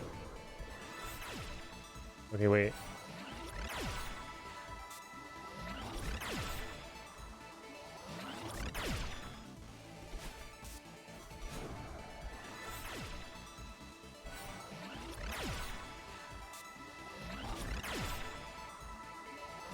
Right. Okay. Okay. Okay. I think I'm starting to get it.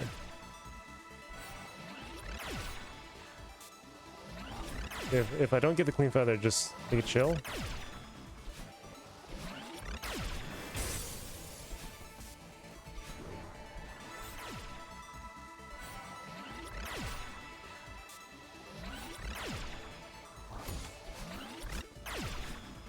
Okay. If we get messed up in that room again, we'll look at it again, but you know, for now, let's assume that it's solved until otherwise proven wrong. Okay.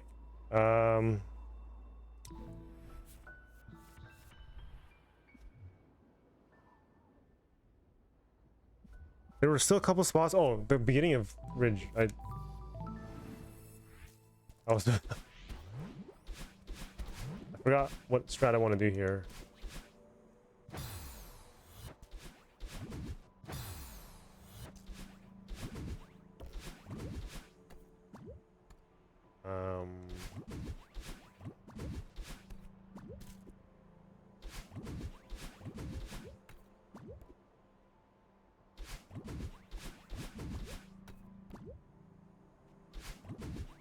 Okay, that should be fine.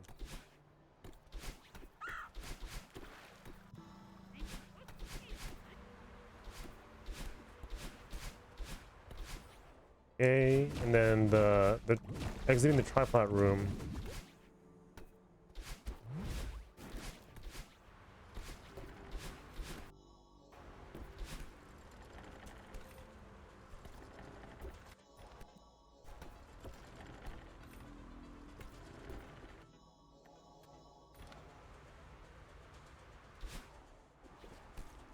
Okay, mid demo hyper, corner boost, and then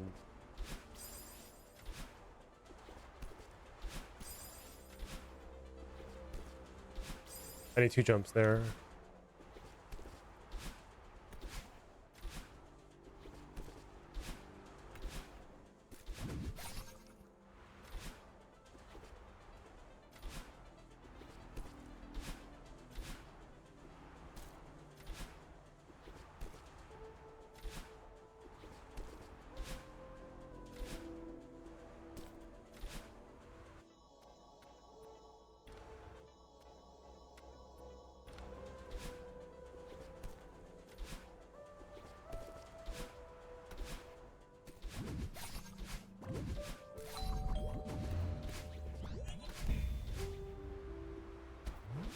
I don't know what I want to do exiting this room.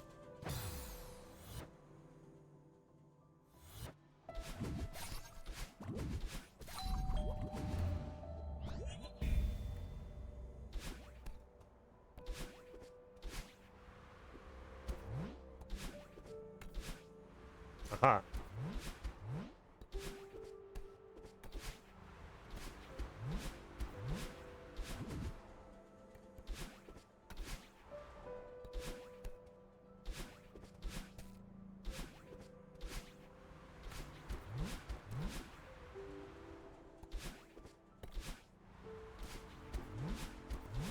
Okay, that seems to be better. I think the double hyper goes a little too far.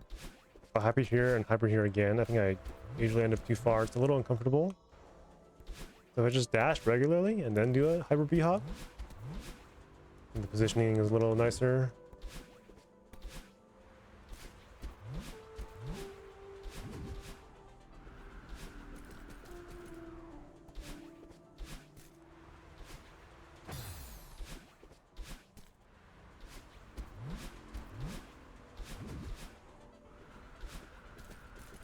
I think I'm starting to remember that's what I also did in my first at 30.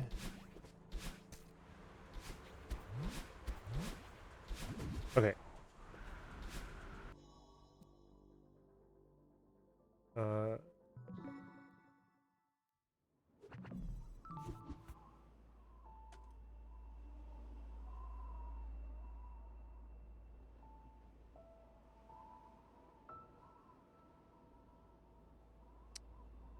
I think we have time for one more.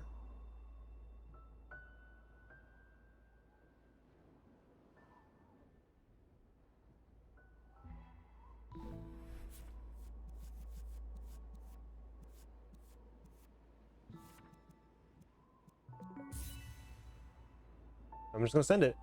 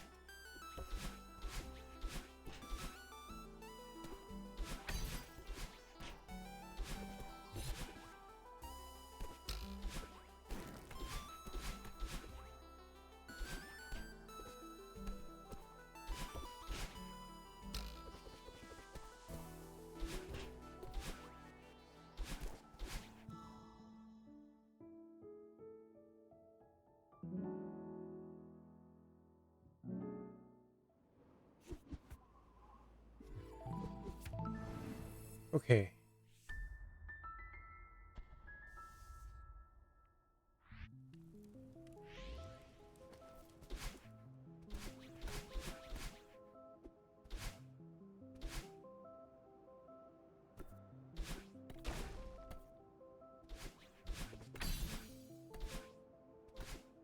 Okay.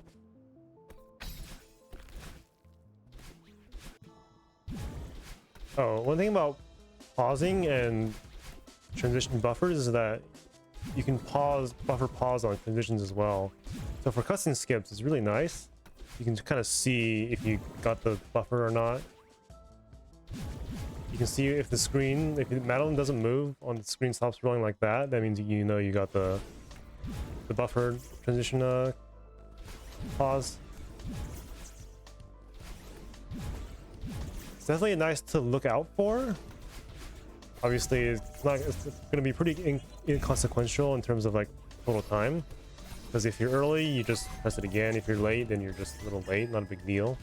But it's a nice little diagnostic tool, right? And you know, those frames start to add up. So it's really, those diagnostic tools are really useful because you can tell, like, you have immediate feedback on if you're doing like what you think you are.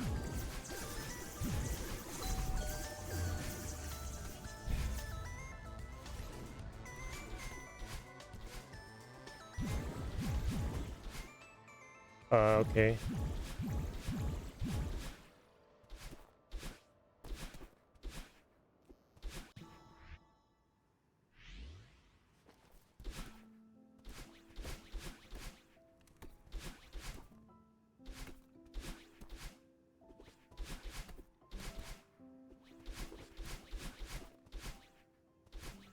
Oh my, that was a crazy mustache.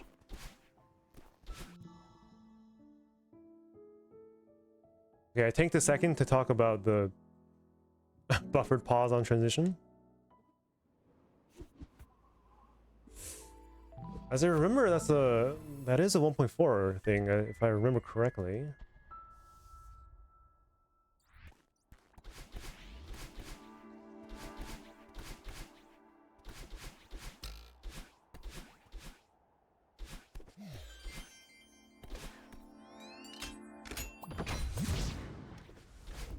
Oops, I missed missed my talk button.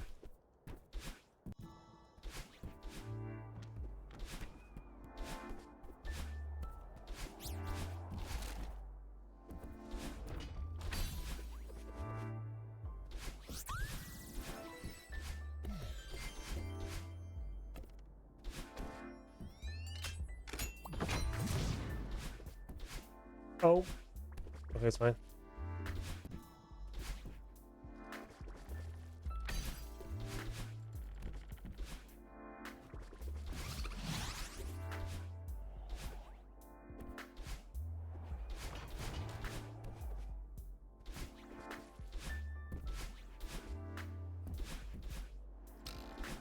Oh.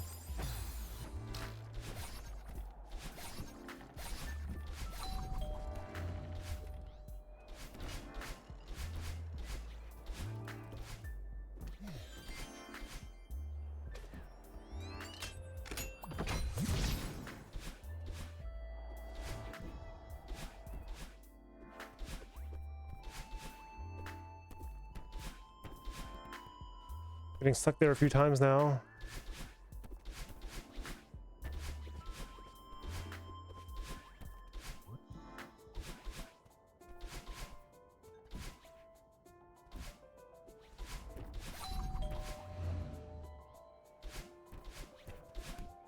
Right, I'm supposed to go for that cycle.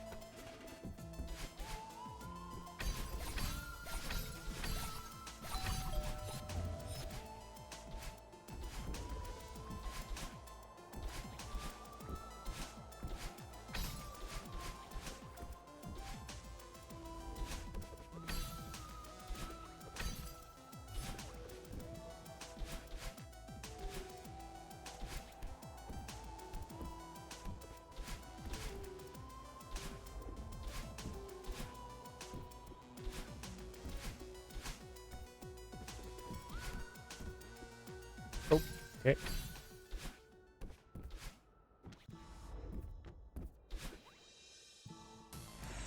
Dude, this keeps happening. Third time in a row where like I feel like I'm pressing dash. Nothing's coming out. Like I just kind of sit there and do nothing, and then I just jump. What's going on, man?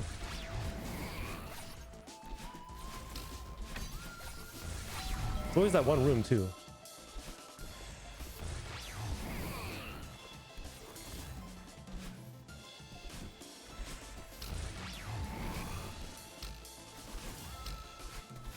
Red dot, red dot, red dot. Okay.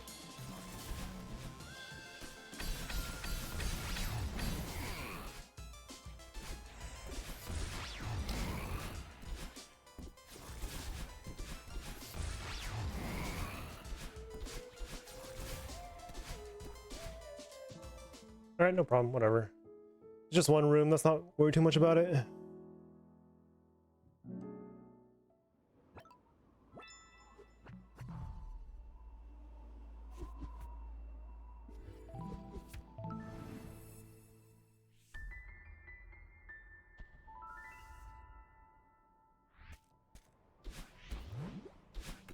Oh my god.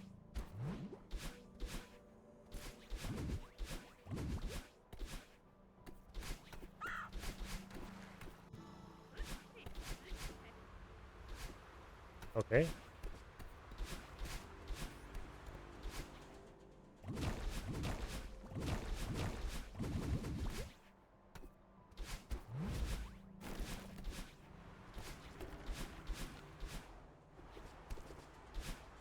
Yeah, remember what to do?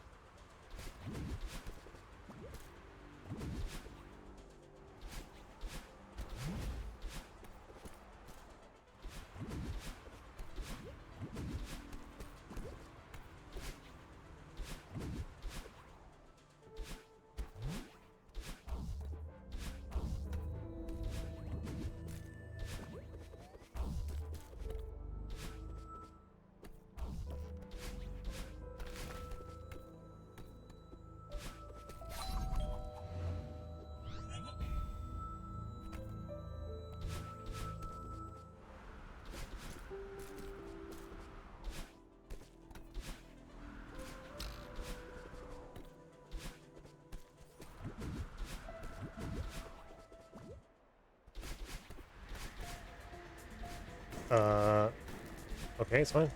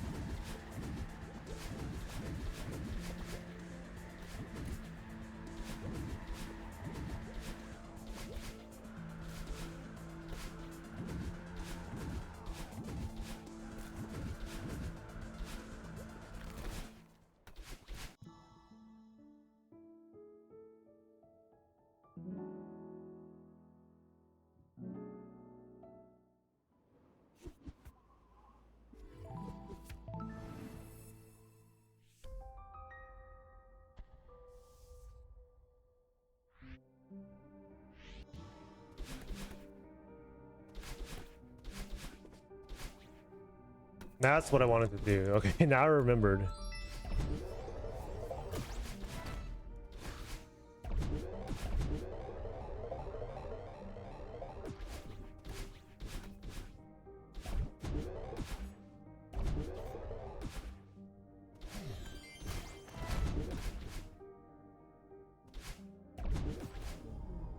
I'm trying to minimize the amount of consecutive buffers I have to do. At least buffers that are like consecutive buffers that are like within close proximity to each other. Now, what does close mean? That is a little arbitrary, but just my personal opinion on what's too close.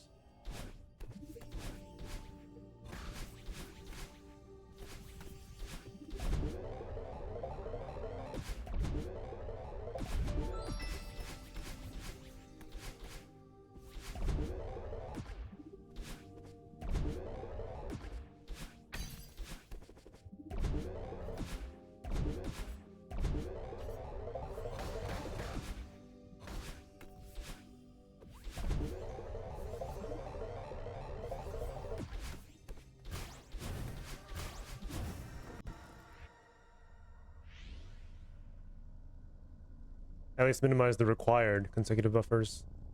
If I do a consecutive buffer but it wasn't required, then it's kind of whatever, right?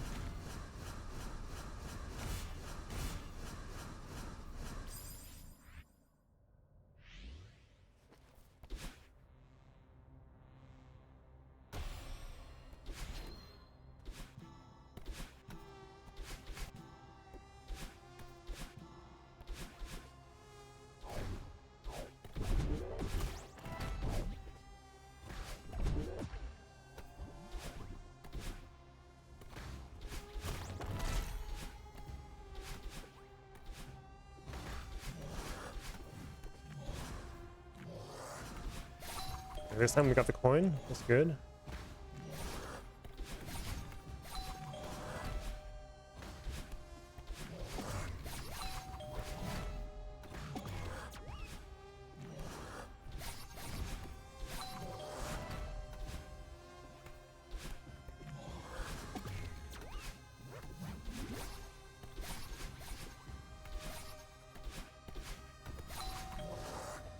Oh my, I died.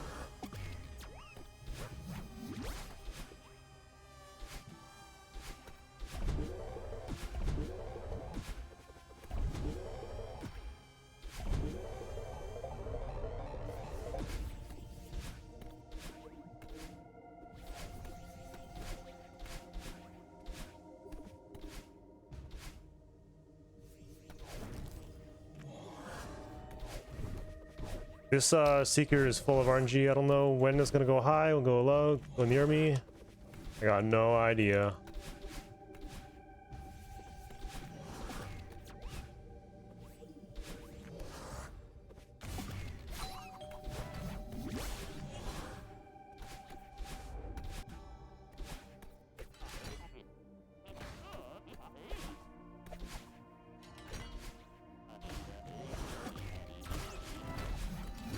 Oh.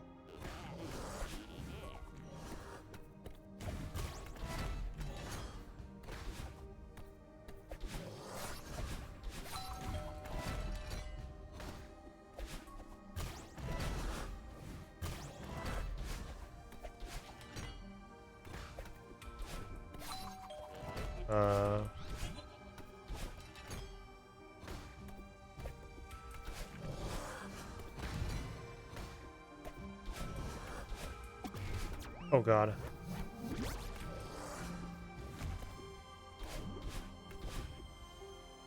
Okay, that's fine.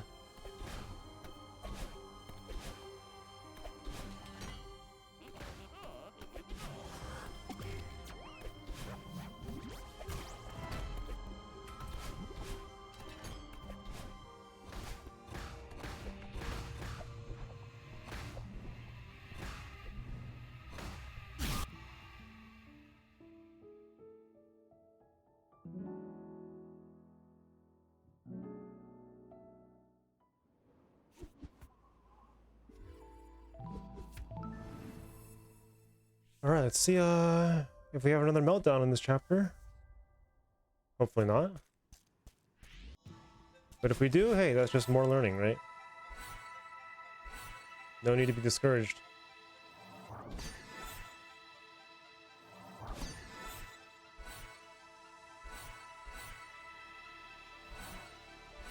Y'all remember the chapter 3 postcard? Don't be afraid to make mistakes. What it really says is be proud of your death count, but same meaning.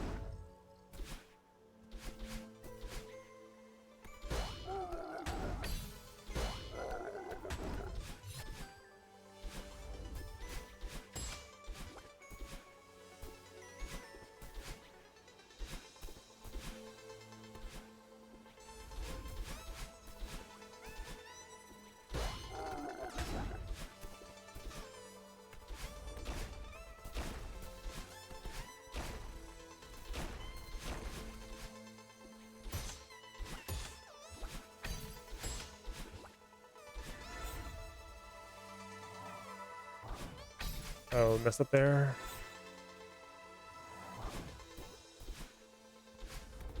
Oh, okay. The difference between 5A and 5B?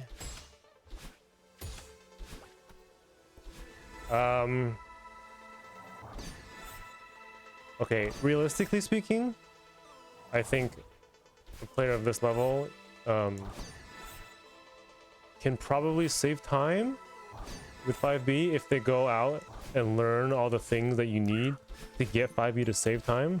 Not that they're hard or anything, it's just the reason I'm not doing 5B in the habits because it takes, you know, pause buffering is a big thing in 5B, and like my personal opinion is that it's not a level 3 habit, pause buffering. Not that it's hard or anything, it's just that it just doesn't appear very often. So the goal of the habits is just to teach you skills that are important no matter what the rooms look like, right? No matter what the layout of the levels are. It teaches you, the goal is to teach you skills that can let you handle any of the challenges. So in terms of like difficulty of what I'm doing is like, I don't think 5e is too hard, but you have to learn some things that are just not, that are not fundamentals basically. They're like very specific things. Not that you shouldn't play 5e if you're willing to do that. I just don't care about it.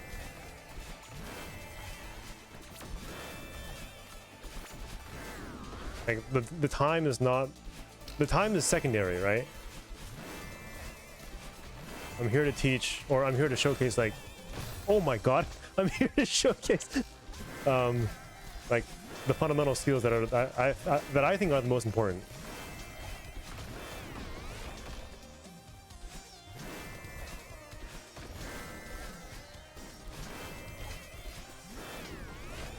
And pause buffering is not included in that, not at level 3 at least.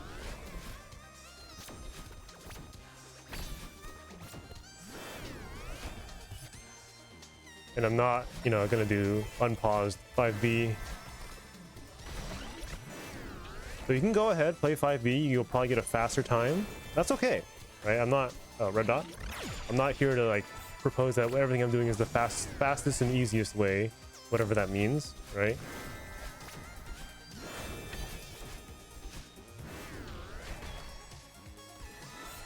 I'm limiting myself to a set of, you know, the rules here.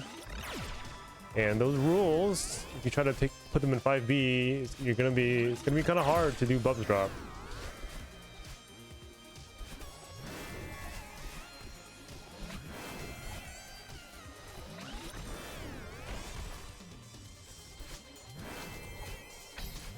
Now you can say pause buffering is a leniency mechanic, but that's not.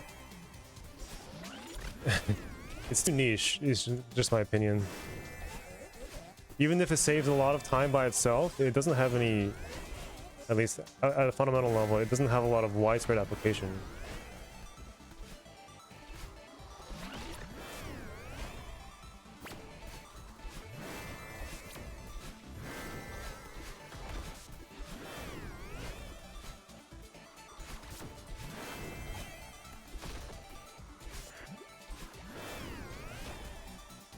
Well, I shouldn't say it doesn't have widespread application. There's a lot of places to do pausing, but like they require very like it's dependent on a very specific like geometries or room layouts. What am I doing here again? Oh, it's supposed to, I forgot. It's fine.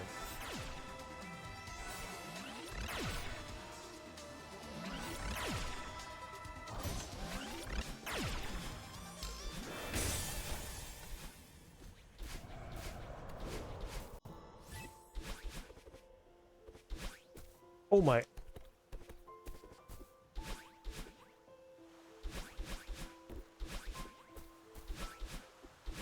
Like, I think one thing I like to think about is like, if the rooms are a little bit different, do you still have the skills to know how to deal with the room, right?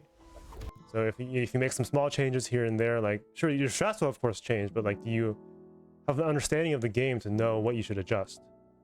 Right now, what if there was a spawn point, right? The spawn point is one of the most fundamental things of a room. Every room must have a spawn point, otherwise you can't enter the room. What if there was a spawn point right at that Bubs drop area, right? What if there was Maddie just put a spawn point there? Are you still gonna play 5B? It's definitely less appealing, right? So whereas, you know, if I move some tiles, add some other spawn points in different parts of other areas of other levels, like your strats will change, of course, but like you still have the skills to figure out what you need to do, where you need to go, right? Like big skips, like Bubs drop, it's just like it's just a one-time thing, right? Like okay, it'll cash you in 40 seconds or however much time, just once, right? And then that's it. And then you don't use that skill in many, or that sort of concept in many other places. So that's the big reason why I'm not like skill-wise. I'm sure players of this low 30 caliber range you're gonna be hard pressed to find someone still playing 5A, but it's not the point about the time. It's really not about the time.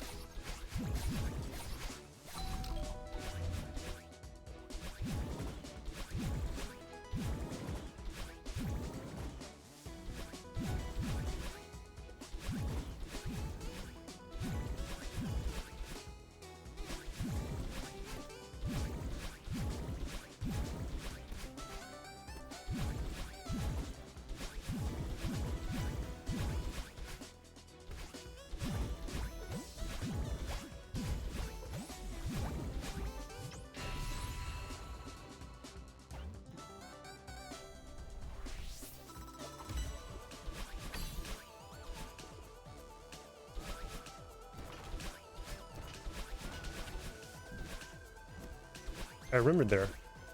Yay.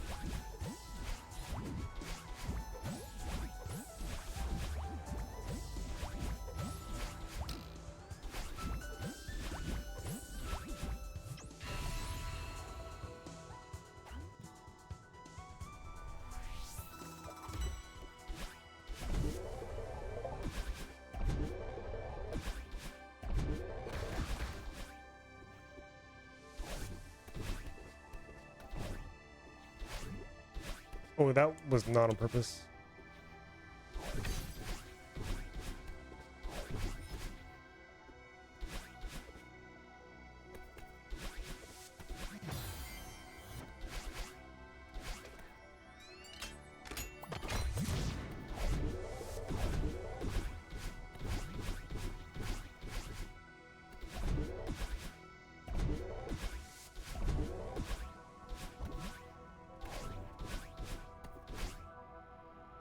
Okay.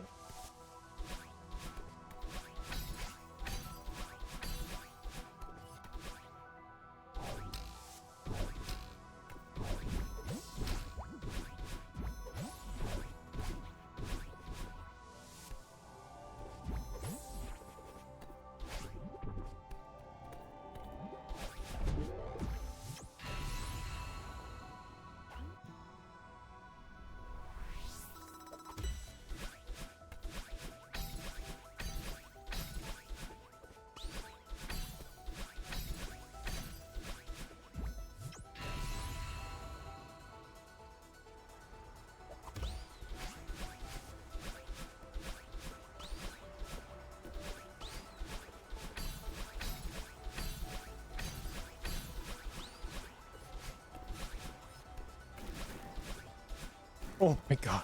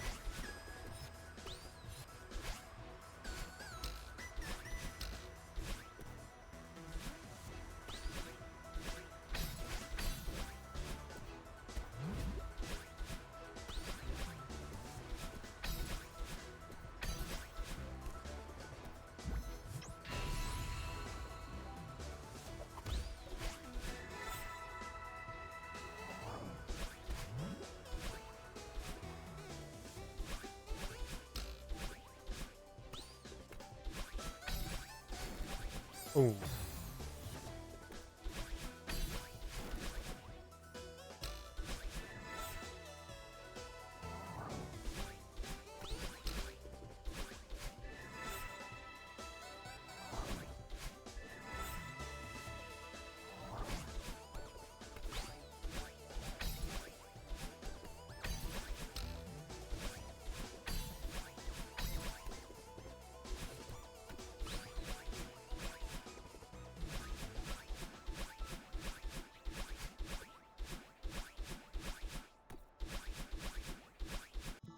Okay. 3 runs in a row. All improved one after the other. A lot of it is just me getting more used to what I what my actual plan is.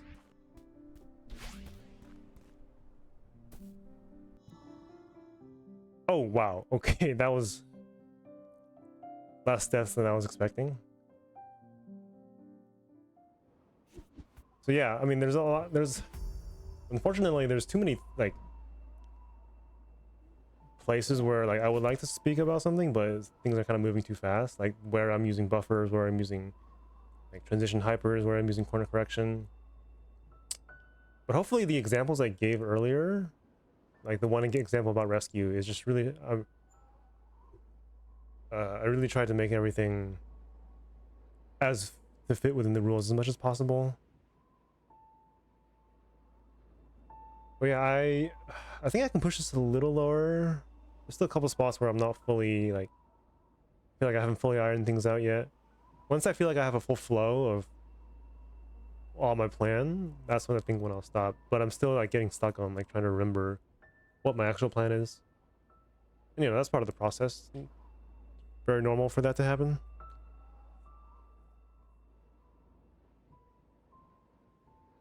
But here, I think I will end for today. Pretty happy about my level 3 progress.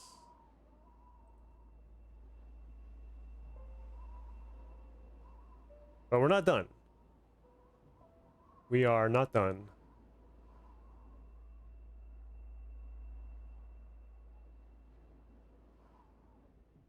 But we must continue another day.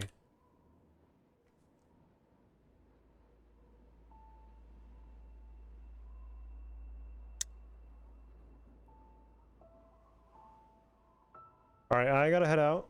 But I will catch you next time. Bye.